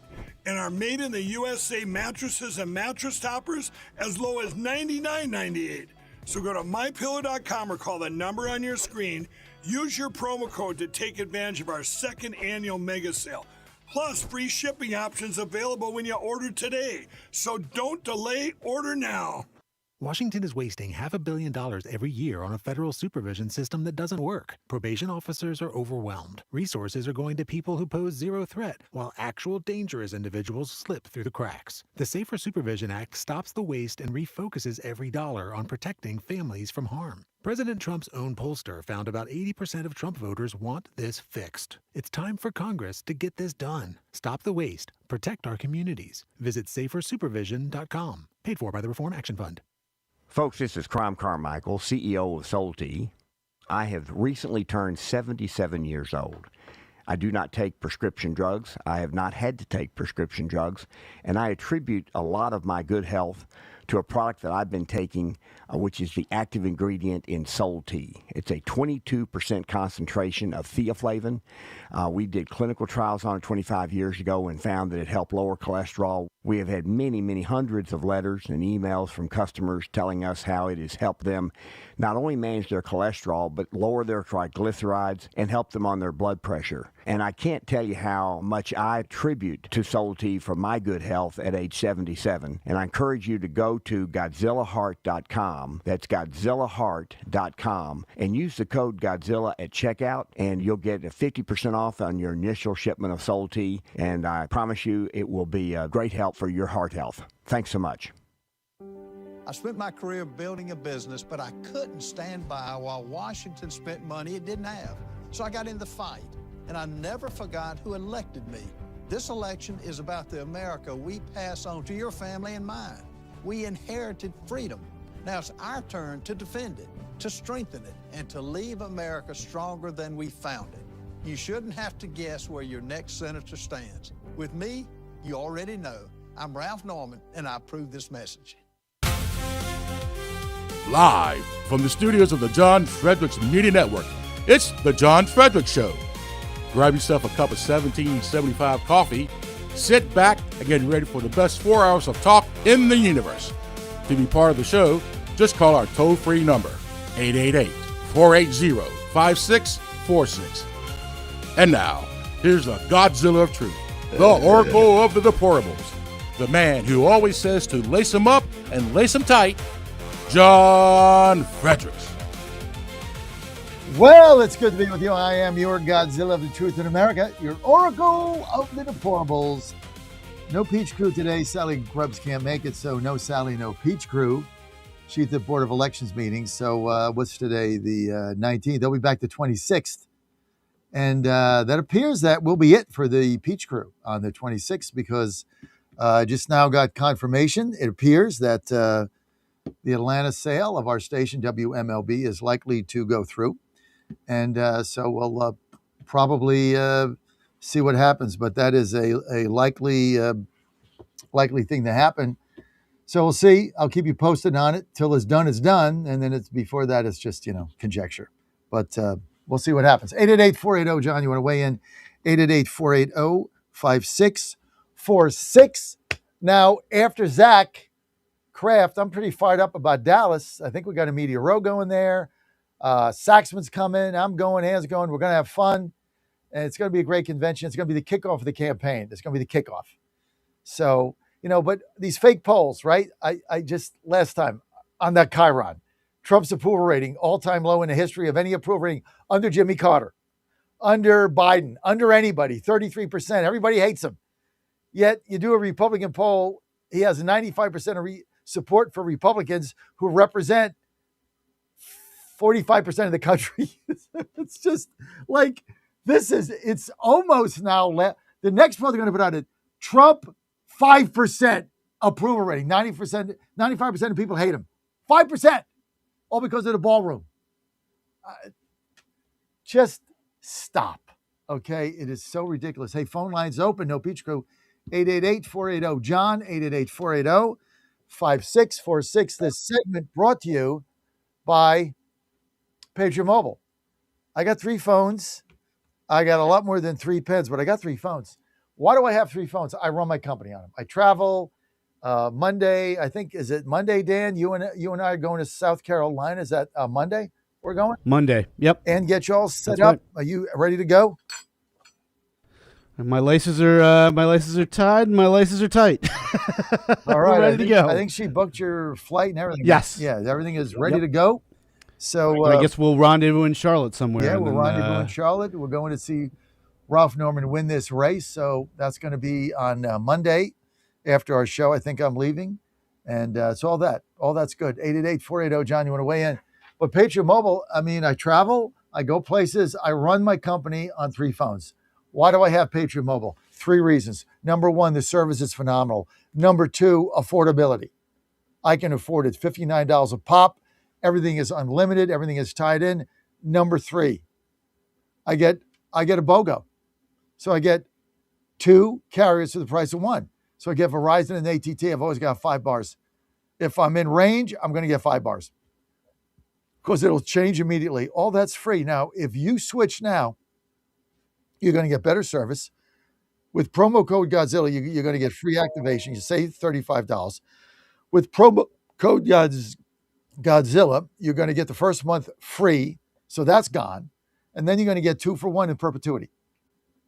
This, and a portion of whatever they make goes to support Christian conservative causes. This is the greatest thing that they've ever done. I love Patriot Mobile. I love Glenn's story. I love their vision. The service is phenomenal. That's the main thing, and you're going to save money. I ask you to go to patriotmobile.com, patriotmobile.com, our exclusive sponsor for the convention in Dallas. And thank you, Glenn Story, for that.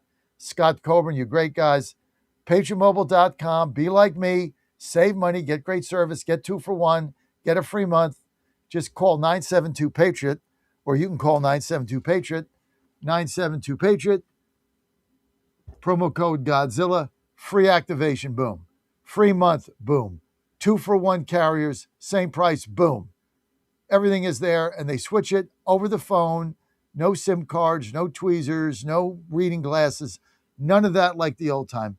No FedEx. They do it right over the phone. Everything is the same. Nothing changes, but your price goes down and your service goes up. Biggest no-brainer in history, 972-PATRIOT. Go to patriotmobile.com, patriotmobile.com. You're good to go. Okay, Rob in New York. You've been on hold a long time, Rob. All the anti-Semites got crushed in Florida. And as Scott Jennings said, they took out the trash. Go ahead, Rob.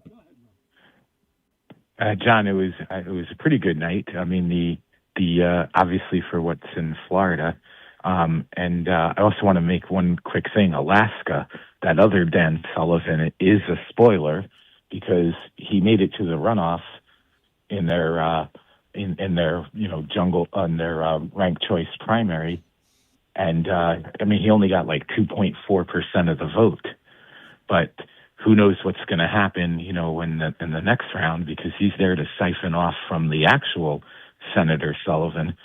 So there's something to watch out there. Rob, look at it this way. The real Dan Sullivan was on the ballot, and the guy with the same name, but he's not anything. He got 2.4% of the vote in the first round. Now he's on in the jungle primary. Now the Republicans are going to spend, they're going to do a mailer, they're going to spend money to every voter, being sure that they know the other Dan Sullivan's fake. So his 2.4% is his high mark. Next round, No, I agree.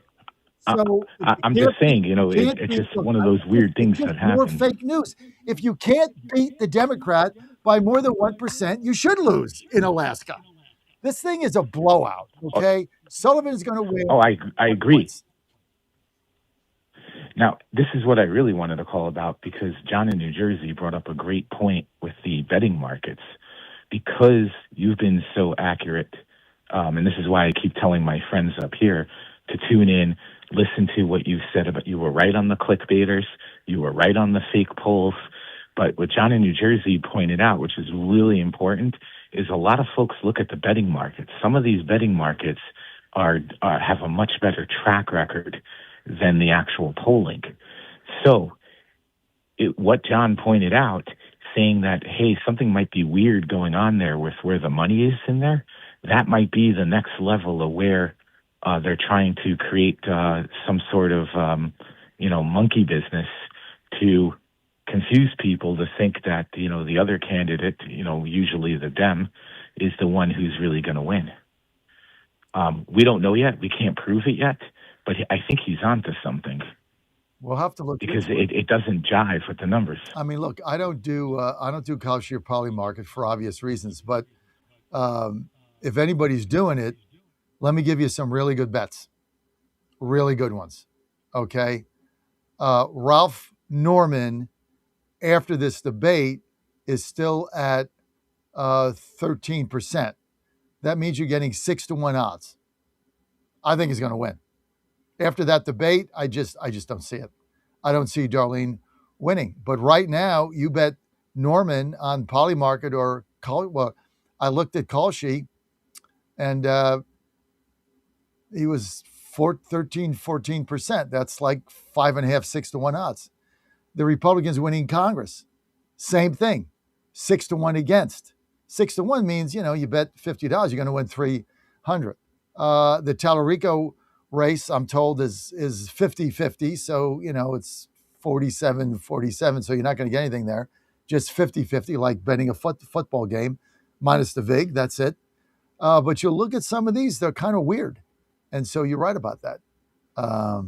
But if I was betting on there, I'd bet the Republicans to win the House. I'd bet the Republicans to win the Senate.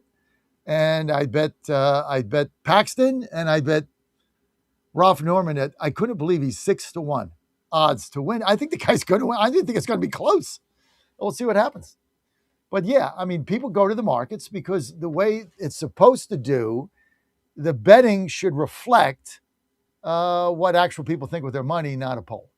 So, if I'm betting the Democrat, if you think the Democrats are going to win the House, and you bet your money, but I don't think that's accurate either, right? I don't think that's accurate either. I mean, Norman is 6-1 underdog. Trump's person he backed for governor in Wyoming got beat. Lindell got beat, backed him. He got beat by like 15. It wasn't even close. So, it's not always he's not always winning all these. So we'll see what happens. Go ahead, Rob.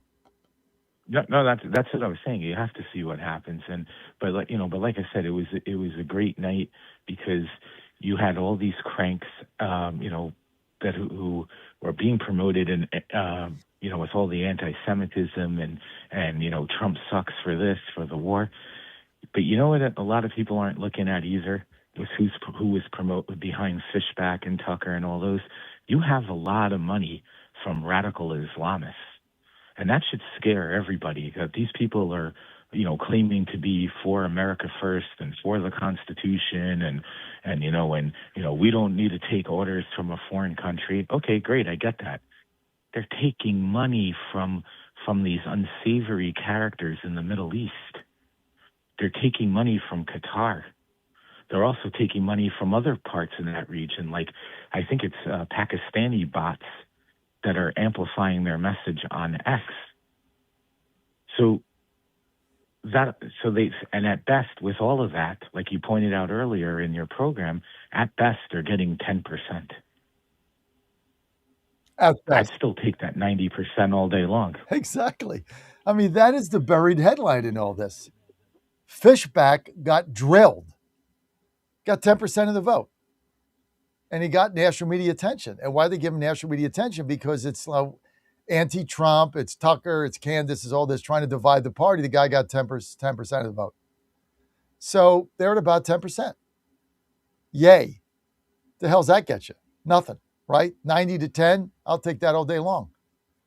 So, and look, the DSA candidates, the anti-Jew, the anti-Semites in the Democratic Party, they got wiped out. Wasserman Schultz won, Moskowitz won.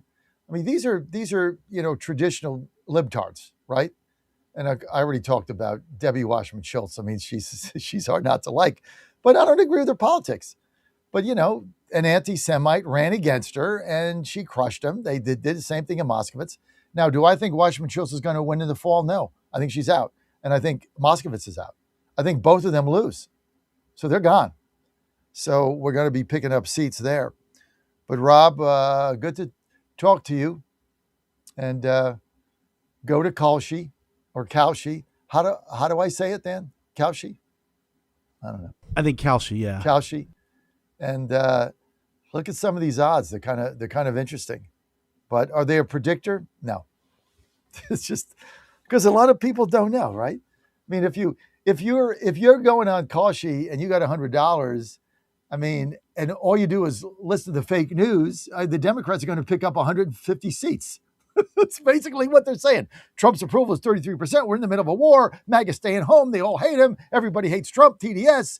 Wars. There's war. There's ballrooms. There's planes. There's Natalie Harp. There's all this stuff. They all hate Trump. Everybody hates him. Democrats are going to win 100 seats. It's going to be over. It's going to be a landslide. They're going to win the Senate. They're going to win the governorships. And your life as we know it is over. That's what they're saying. Is it true? Of course not. That's why, Republicans are 6-1 odds to hold the House. I think it's a good bet. Thanks, Rob. Let's go to line 3, Dave in Virginia. Dave, go ahead. Hey, good morning, John. Hey, Dave. Hey, I'd like to weigh in on the WNBA. Yes, Dave. You got me? Yes. Yeah, okay. Just wanted to weigh in with a suggestion for the WNBA. Possibly to enhance their product and create more interest. They have a 12-person roster. What they should do is allow each team to roster 2 males, men. They don't have to be transgender. They just have to be males. And what they could do is also have a rule that only one man could be on the floor at a time. So, like I said, they had 12 roster spots, and they also have 2 developmental roster spots. What they would do is take the 2 females that were supplanted by the men and put them on the developmental team. Now, the NBA has a great history of adopting the quota system, because when blacks were first starting to enter the league in the 50s, early 50s, they had a limit of 2 blacks per team. So it goes right along with their history. Now, of course, they're not going to accept this because they'd have to admit that males playing with females have too much of an advantage. So let me get your thought on that, and then I'll make an Oilers/Titans comment. That's a great teaser. That's good, Dave. That's a good teaser to keep you on the line. There's no way I'm letting you go after that. My comment, I think the league is going to fold in 2027, so it doesn't matter. That's my comment. But it's an interesting ploy. All right, Oilers-Titans comment. What is it? I'm a Bears fan, but I always enjoyed watching Oilers/Titans play. And I go back to the days of Dan Pastorini and Earl Campbell and White Shoes Johnson. They were just fun teams to watch. And I will always believe that Mike Renfroe had that touchdown against the Steelers. Yes! Yes! And Yes! That was a touchdown.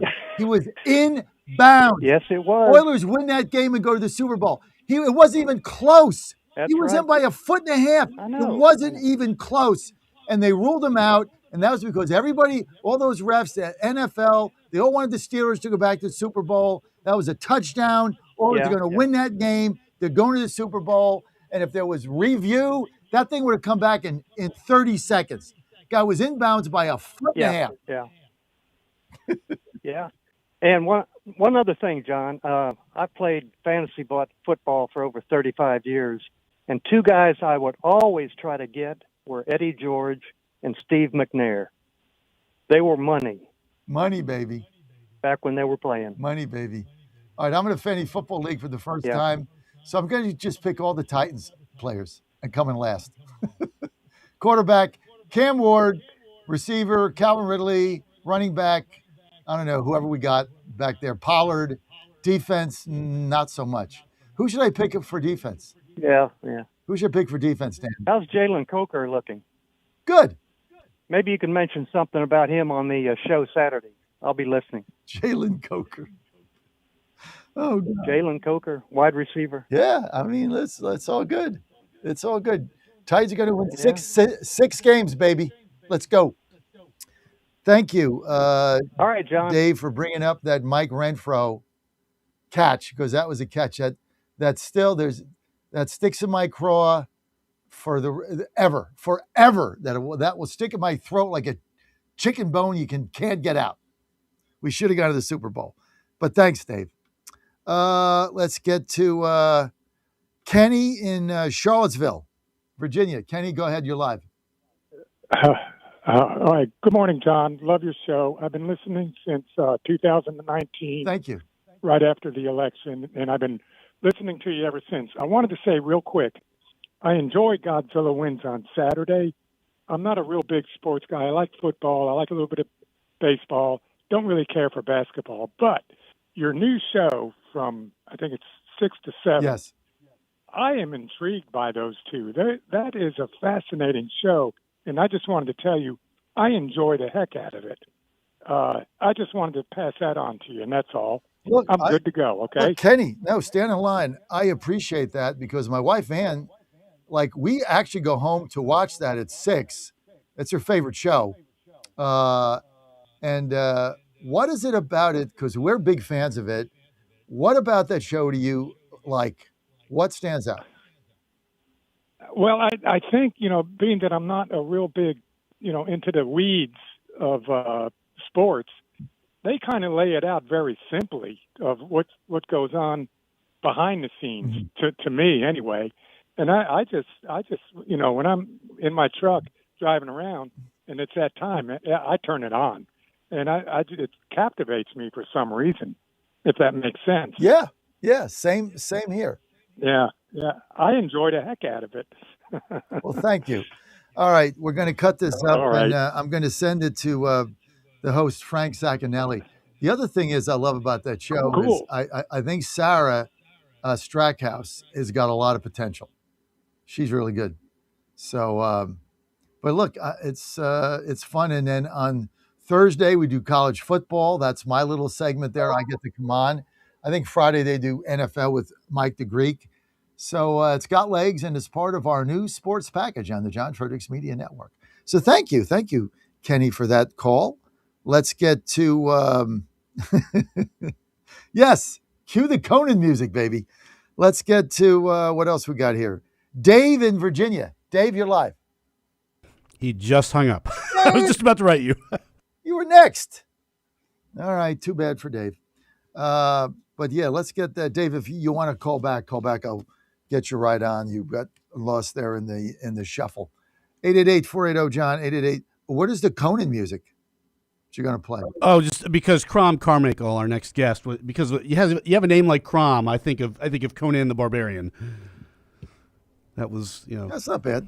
Let's get to okay, Dan, whatever. Let's get to 7. No, I'm sorry. Let's get to 6. Here's Scott Jennings mocking Vintner, calling him a grifter. Play this. I mean, it's Florida. Ashley Moody is a popular person. She'll be fine. Democratic Socialists are not going to be terribly popular in Florida. I heard Parts of Florida. I heard Ms. Nixon say, well, it's not about labels, which I find curious, and she joined the Socialist Party just this summer. She affixed the label to herself, only now to say, well, it's not really about labels. I actually think Ashley Moody's remarks were dead on. She's just reading out of the Democratic Socialist platform. When you align yourself with people who fundamentally would like to rip, what we know is how America works out root and branch, you're kind of anti-American. And all these socialists, whether they're in Florida or any other state, are going to face these same kinds of attacks. So I think Ashley Moody has the advantage here. Vindman, look, I agree with you, terrible candidate. He's been kind of a grift all the way through. And the fact that these lib donors gave him $16 million. They might have given him more, actually. To watch him, piss it away on this grift. I don't know where it went either. I assume the consultants all have fine beach houses all up and down the coast now. All the consultants. But it's a grift. He's been a grift for years, and he paid for it tonight. But here's the thing, Scott, and what I'm hearing you say is that no grifting and also norm busting is seen as anti-American. It's been successful for other candidates who look at these issues and say norm busting is what you call the socialists. Oh no, that's not what I call norm busting. But I'm talking about the downfall of Western civilization. Well, I'm going to finish. Really? Hold on, let me they weren't in Congress trying to burn down the place. I'll finish my point, and I want you to respond to what Ashley had to say. He's the biggest grift. Guy got $20 million. He got beat by somebody you never heard of, a DSA socialist. Guy's the biggest grifter, and Jennings called him out. This guy's been grifting forever. Okay, we're going to get to Crom Carmichael coming up here, and let's get to the final one here. Here's 10. Here's Speaker Johnson calls the midterm elections a contrast between common sense and freaking crazy. 10, roll it, and then we'll go to a break. This is a contrast election, a contrast between common sense, represented by a guy like Tom Barrett, and crazy, and that's what his opponent represents. Those policies are crazy. It'd be terrible for Michigan, terrible for America, and that's why we're very confident. We have a slight fundraising advantage over Democrats for the first time in about 10 years, and that's because the Democrat Party is almost at the stage of open civil war right now. The Marxist radical insurgent left is taking over the party. And I'm sad to say this is not our father's Democratic Party. They are leaving the people behind. And so hardworking Americans of every stripe, of every background need to understand this is a high-stakes election, and we got to keep progress moving forward, and you have to have Republicans who are able and willing to do that.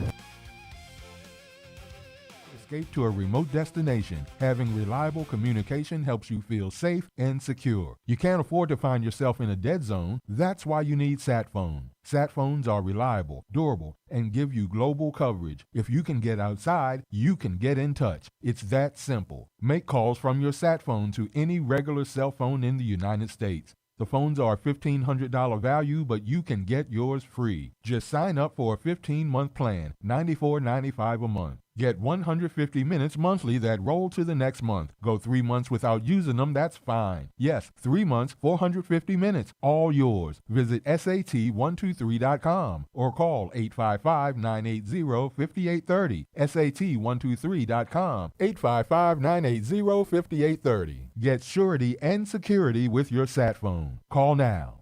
The Trump administration has brought positive changes when it comes to fixing our broken healthcare system. If we really want to make America healthy again, well, that starts at home. And that's where the Wellness Company comes in. You see and hear from the Wellness Company doctors all the time, and you know their products are the gold standard for keeping you and your family safe and healthy, giving you the opportunity to make sure you're prepared for whatever happens with their prescription medical kits. Additionally, the Wellness Company offers a variety of products, from parasite cleanses to methylene blue to weight loss and so much more. Make America healthy again starts at home. Do your part and protect the health of you and your family. Live a healthier, longer, and more satisfying life. Go to twc.health/Godzilla and order. That's twc.health/Godzilla. Use promo code Godzilla to save 10% today. Wagering at its finest, playing at the highest levels, under the highest stakes for more than a decade. This is the world past the wire has conquered, bringing you uncompromised thoroughbred authority and elite track data that anchors the game. But the modern wagering landscape is expanding. Every sport, every line, every prop, and every high-leverage future, we decode the metrics across the entire board. From game day spreads to the explosive new frontier of prediction markets and event contracts, We give you intelligence to dominate the modern financial exchanges, because in the end, it's a battle. You versus the house, you versus the other players. In this arena, we fight with you. We are your ultimate edge. Welcome to the Ultimate Wagering Network. Subscribe to Past the Wire TV and turn on notifications, because when the dust settles, nobody does it better. Saturday morning, 6 on the radio, 11 on JFMN.TV. Don't touch that dial. You've found your home of the truth. Do you solemnly swear to tell the truth, whole truth, and nothing but the truth? With the best analysis in America. You can't handle the truth. And now back to the John Fredericks Show. You got him. Great to have you here in the John Fredericks Media Network, and I am your Godzilla of the truth in America. Oh, you're probably looking at me and saying, oh, you're so healthy. Your cholesterol, perfect. Perfect. Blood pressure, no problemo. I got a lot of stress in my life. No problem there. Losing weight, too. I look good. Well, when I go to the doctor, he says, man, for your age, you're a little overweight, right? It's a good thing you lost 285 to 245. Good thing you lost 40 pounds. That's good. But you need to lose another 20. But your cholesterol, perfect. Blood pressure, perfect. Heart, good. What are you doing? Running, doing it? Nah, I don't have time for that. I take Salty. Doctors like, what? Who? What? Salt? What? It's like a tea extract invented. I always say invented. He sanctioned the invention by Crom Carmichael. So this all I take is a tea extract. See, I like it because Crom had it invented for him and his wife. And now they are living happily ever after, and they're healthy as can be. So that's why I take my Salty. Just go to, look, cholesterol too high, blood pressure maybe on the edge. You want to take your Salty 2 a day. They got a great program. Just go to GodzillaHeart.com, GodzillaHeart.com. Buy one, get one free. Then after that, you subscribe. You buy 2, you get 1 free in perpetuity. And this is how you stay healthy. I take 2 of these a day, big glass of water. I take a lot of different stuff, but never do I pass a day without taking my Salty, because I want to stay around, watch my son pitch baseball in the minor leagues or whatever he chooses to do. So we'll see what happens. 2 more years of eligibility with Maryland. I got to be ready to go. Can't be like having blood pressure problems and cholesterol problems. No way. Got to be healthy. Crom does that. Oh, joining me now by popular demand, my good friend Crom Carmichael in Tennessee, Nash Vegas. Crom, good to have you with us. John, how are you? Crom, you look every time I see you, you look younger and better. What are you doing? Thank you. I'm having my 78th birthday in a couple of days, and I went to my doctor, as you have. I went to my doctor about a month ago, and my cholesterol's good. By the way, when I started making Salty, and this was a scientist from Vanderbilt had found some studies that he thought was worth doing a clinical trial. So for a supplement, and so I with a group of us, we funded that clinical trial, and the clinical trial, what we found is that a super enriched tea extract with a particular molecule called theaflavin would help reduce cholesterol for people who have moderately high cholesterol.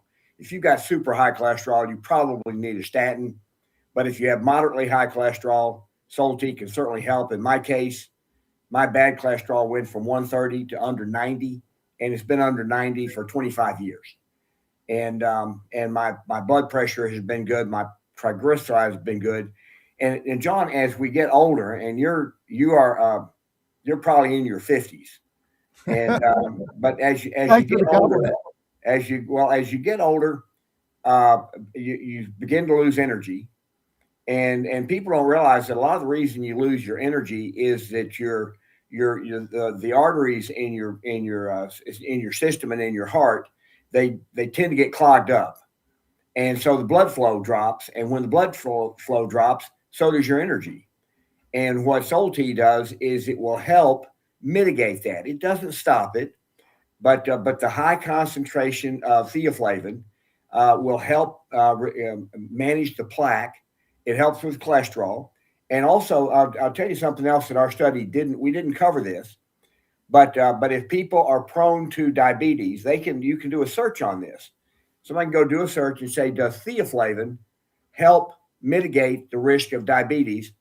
And the people who do that search will find that, in fact, theaflavin does help mitigate that. And Solti has we have a process. We have a process that extracts theaflavin so that instead of it being 1%, which is what it is in most green tea extracts, it's 22%. So we have a super enriched concentration of theaflavin, and just so I would encourage your audience, no matter what age they are. Heart health is something that you can't start helping your heart it's not possible to start too early. It's not like when heart disease generally builds over 20 or 30 years. And so Solti will help mitigate that and help people live a happier, longer life. And I'm our single best customer, and I think I'm probably also our longest customer, 25 years. And so that's how it works. And by the way, the offer that we make through you is that if people go to GodzillaHeart.com and use the code Godzilla, that is for our subscription order, and they will get a 50% discount on their first shipment. But then our continuing shipments on the subscription, you get 3 bottles for the price of 2 every 90 days. And so it's our very best deal. We also pay the freight. And so for about 60 to 70 cents a day, you can help your cardiovascular system and help your heart health. Now, on something that has nothing to do with Solti, I do want your producer mentioned the Conan music, and you seemed to not understand what that meant. Conan the Barbarian was Arnold Schwarzenegger's very first movie, and James Earl Jones played the bad guy, and his name was Crom. So when he said play the Conan music, this guy, your producer, is obviously a Conan the Barbarian aficionado, because I occasionally will have people say, "Oh, your name is used in the Conan movie," and I go, "You like that movie? It's a fun movie." But anyway, it's Arnold Schwarzenegger's first movie. So is there anything else? And by the way, just a couple of tips, and you've already talked about it. Eat right and exercise. Limit the amount of sugar, and these are things that will also help you with your general health and you help your heart in particular. Go to GodzillaHeart.com, get your Solti there, and you're good to go. Crom, you're in Nashville. We're September, somewhere first, second week in September. We're picking up another station there, WAKM, AM 950. And give me a little. I'm on your show once a week for an hour with Mike Leahy. I think he's fired up, right? He is. He's always fired up. We moved him to 2 to 4 Central Time from the morning, so he gets to sleep in a little bit. So he's happy about that. He's getting a little long in the tooth like all of us. So we gave him a little break there. So I think it's going to be good. And he's got an office there in the studio. So I'm going to be coming up. I think, Dan, we're going up Sunday, or I go up Monday, August the 31st. We're going to be there right through Thursday. Friday, I'm taking off. So get that thing settled. But it should be good. And we're looking forward to it. Tell me about tell me what's going on in Tennessee right now. We just had an election, a lot of different results. Andy Ogles got beat. Give us kind of your take on the whole thing. Well, Andy Ogles got beat by a fellow who's very, very popular and very well known in the district. I think he'll be. I liked Andy. I thought he voted right on all the major issues, and I'm hopeful that the person who replaces him will also be a supporter of Trump's agenda. Marsha Blackburn won the primary for the governor's race, and so she'll be the next governor of Tennessee. She's been a U.S. senator for, I guess maybe 3 terms or 2 terms. I think 2 terms. She was a member of Congress, the House before then, and so I think she'll be a good governor. and we redistricted here. We did we redistricted about a year ago, and so there's a good chance that all 9 of our members of Congress will be Republican. We were 8, and we did a redistricting and the Memphis area, which it was kind of ironic because it's a majority black district, but it's been represented by a white person for about 20 years. So it's kind of funny when people say, "Well, you're redistricting so that a black person won't be representing black people," and I said, "Well, a white person has been representing black people for the last 20 years," and so and the Republican that was considered to be the front runner was actually a black woman. So the elections here in Tennessee, if I had to guess, I would say that Republicans will win all 9. But this midterm, John, is probably the most it's the most consequential midterm in my lifetime. And I've said that before, but the stakes just keep getting higher.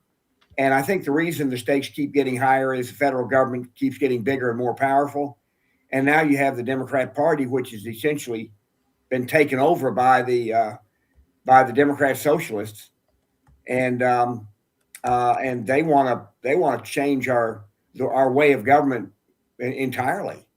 They claim that a parliamentary system will work better for us, and I don't know that a parliamentary system has worked well anywhere in the world. So I'd like for them to tell me what country they're looking at. If they say Great Britain has had 7 prime ministers in the last 10 years. If I was in Portugal a little over a year ago, and they're having their 5th election for prime minister in the last 7 years. So a parliamentary system does not create stability, and so our system is well worth discussing in great detail why our system is so good and why our country has become so prosperous under our system. The 2 areas in our country that we have the most problems with, unfortunately, government is involved in both of them. And one is healthcare, and the other is education. And if you in education, for example, in New York City, and this is a great microcosm, New York City spends $34,000 per student per year in the government-run schools, and they have a failure rate of greater than 50%. The Success Academy charter schools, they operate many charter schools in New York. They do it for $17,000, half as much, and over 90% go on to college from the Success Academy. And so we can look at that and say, well, when government runs something, it is inherently bad and inherently costly. And so you have Bernie Sanders, who says he wants the government to run our healthcare system. Imagine if you had a 50% failure rate in our healthcare system. Now, when somebody has a bad outcome from a surgery or a procedure, that's not good, but it's the exception. It's not the rule. The way Bernie Sanders wants to do it is he wants to put a bunch of government bureaucrats in charge of the healthcare system. And that's what's at stake here in this election, because there's no person in the Democrat Party now who's more influential than Bernie Sanders. It's absolutely amazing. And the whole thing. It is. Where we've come from and with these socialists and communists, this is why I'm so optimistic. Everybody's saying we're going to lose and this gloom and doom and, the war and this and that and gas. And gas was $5 under Biden. Nobody said a word. Now it's, $3.90. We're all going to die. I mean, this whole thing is so absurd. But I'm bullish. I think we're going to win. And I've been saying that now for months because we're not going to vote. The American people are not going to elect communists to go destroy their country. They're just not going to do it. Well, here's Speaker Johnson. Hold on a second. Here's Speaker Johnson. Let's get to cut 11. Optimistic about the midterms. Roll it, and then we'll get Crom's comments.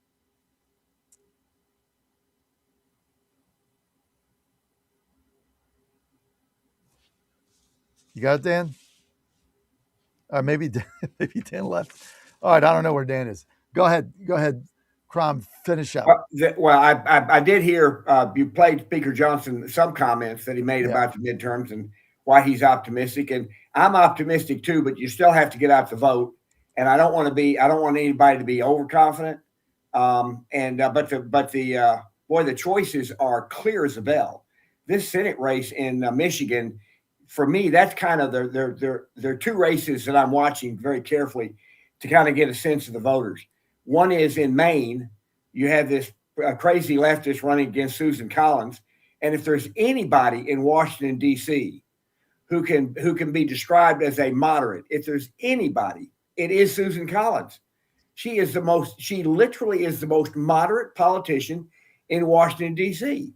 And so Maine has a choice between electing a true moderate or a crazy leftist. And so that'll be an interesting race, and I'm hopeful there. And then the other one is the Senate race in Michigan, where you have a socialist Islamist. It's a combination of two really terrible things for America, and so he's running against Mike Rogers, who's a fine candidate, and I'm optimistic there also. But there's some other races. I think we're in good shape in Texas. Tallarico is crazy. I'm worried about Iowa. And what happened, and John, I haven't looked this morning, what happened in the primary in Alaska last night? Did Sullivan, did he make the top two? Because they were trying to. Yeah, so Sullivan got more votes than the Democrat. He made the top two. The guy impersonating him got 2.1%. Oh, good, good. The next round, the guy will get 1%. I mean, we outed him in the scam. He can only go down from here. Like I said 2 weeks ago, Dan Sullivan is going to win that race by 20 points. This idea that Alaska's going blue and there's some lady that was the congressman that only got in there because of the fight between Begich and Palin. I mean, she has no shot. But this is what the fake polls are going to tell you. All of a sudden, they're trying to tell me Alaska's in play. Sullivan is going to win 60-40. Race over. I saw where they were trying to trick. I saw where they were trying to trick the voters by. The guy got 2%. The guy got 2% of the vote. Good. And Good. I was just telling one of our callers, like, well, 2% can make a difference. Yeah, if it's a 1% race, when you're going to win by 20 points, somebody getting 1% because of a fake name has no impact on your life. Let's get to Johnson, 11 on the midterms. Go, Dan. Yes, sir. Speaker Johnson, are you optimistic that the U.S. House the Republicans will continue in majority? I am very bullish on the outcome of the election. It's 77 days from today, but who's counting, okay? It is true, we have to defy history. Only twice in 90 years has a sitting president picked up seats for his party in that first 2-year cycle, but it's going to happen this year. And it's a combination of factors. Not only do we have a great record to run on, we have much stronger candidates. And more money. I think Mike Johnson is just a terrific Speaker of the House. When he was just a congressman and he would be on the Sunday programs, I was always fascinated by the way he could handle questions the questions themselves were biased, and he did such a wonderful job of recognizing the bias inherent in the question and then giving an answer that was really thoughtful. He maintains his composure. So I'm impressed by him, and I'm also, like you, I'm bullish on the election, but we're gonna have our side needs to be fired up and turned out. And I really like the idea of having our little midterm convention in Dallas, Texas. I think that's. Are you going to Dallas? You want to go? You know what? What weekend is that? That's it's not a weekend. It's September 9, 10. 9/10. Yeah, I could get you. I get you tickets from. I got a couple available now. They're about $1,000 a piece, so you're gonna have to pay the committee. But if you want to go, I got a couple from New Hampshire. I got a couple from, I think, Vermont.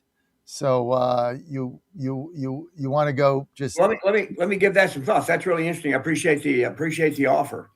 And but anyway, I think that's going to really help. Because I think conventions excite people. and I think it'll be well done. So I'm looking forward to it.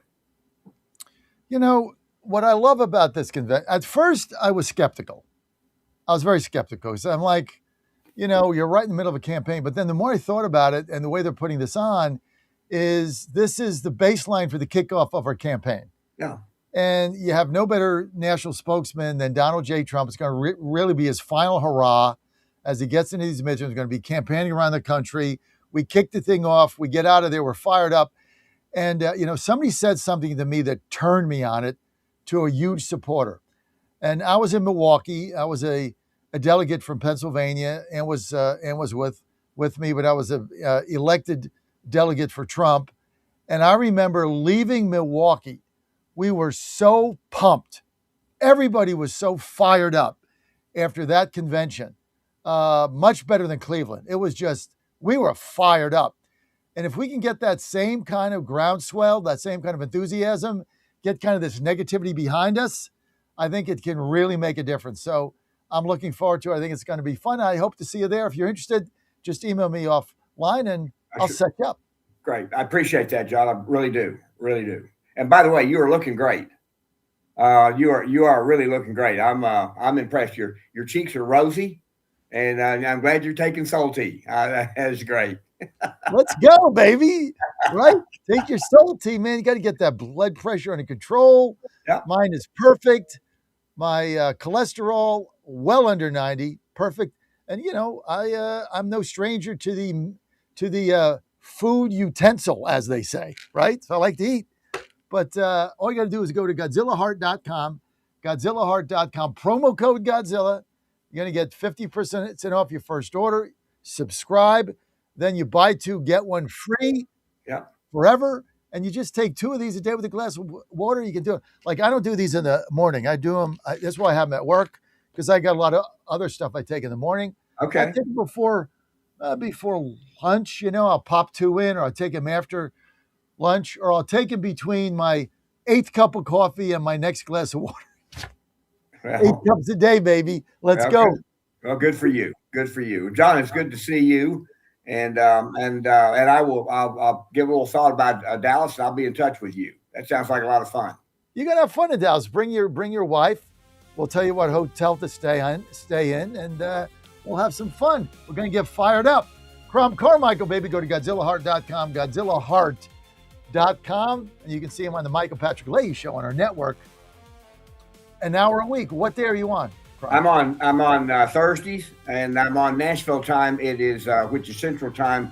I'm on at 3:00. All right, guys.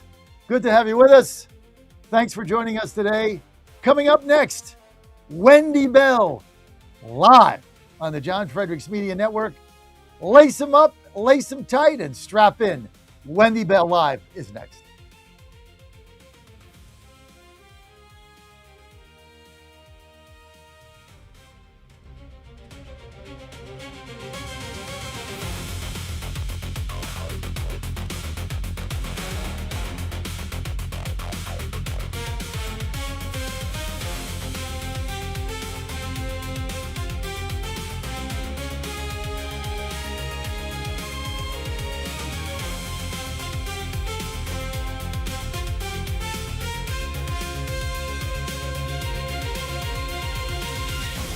This is WJFN Goochland, Bonaire, Chester,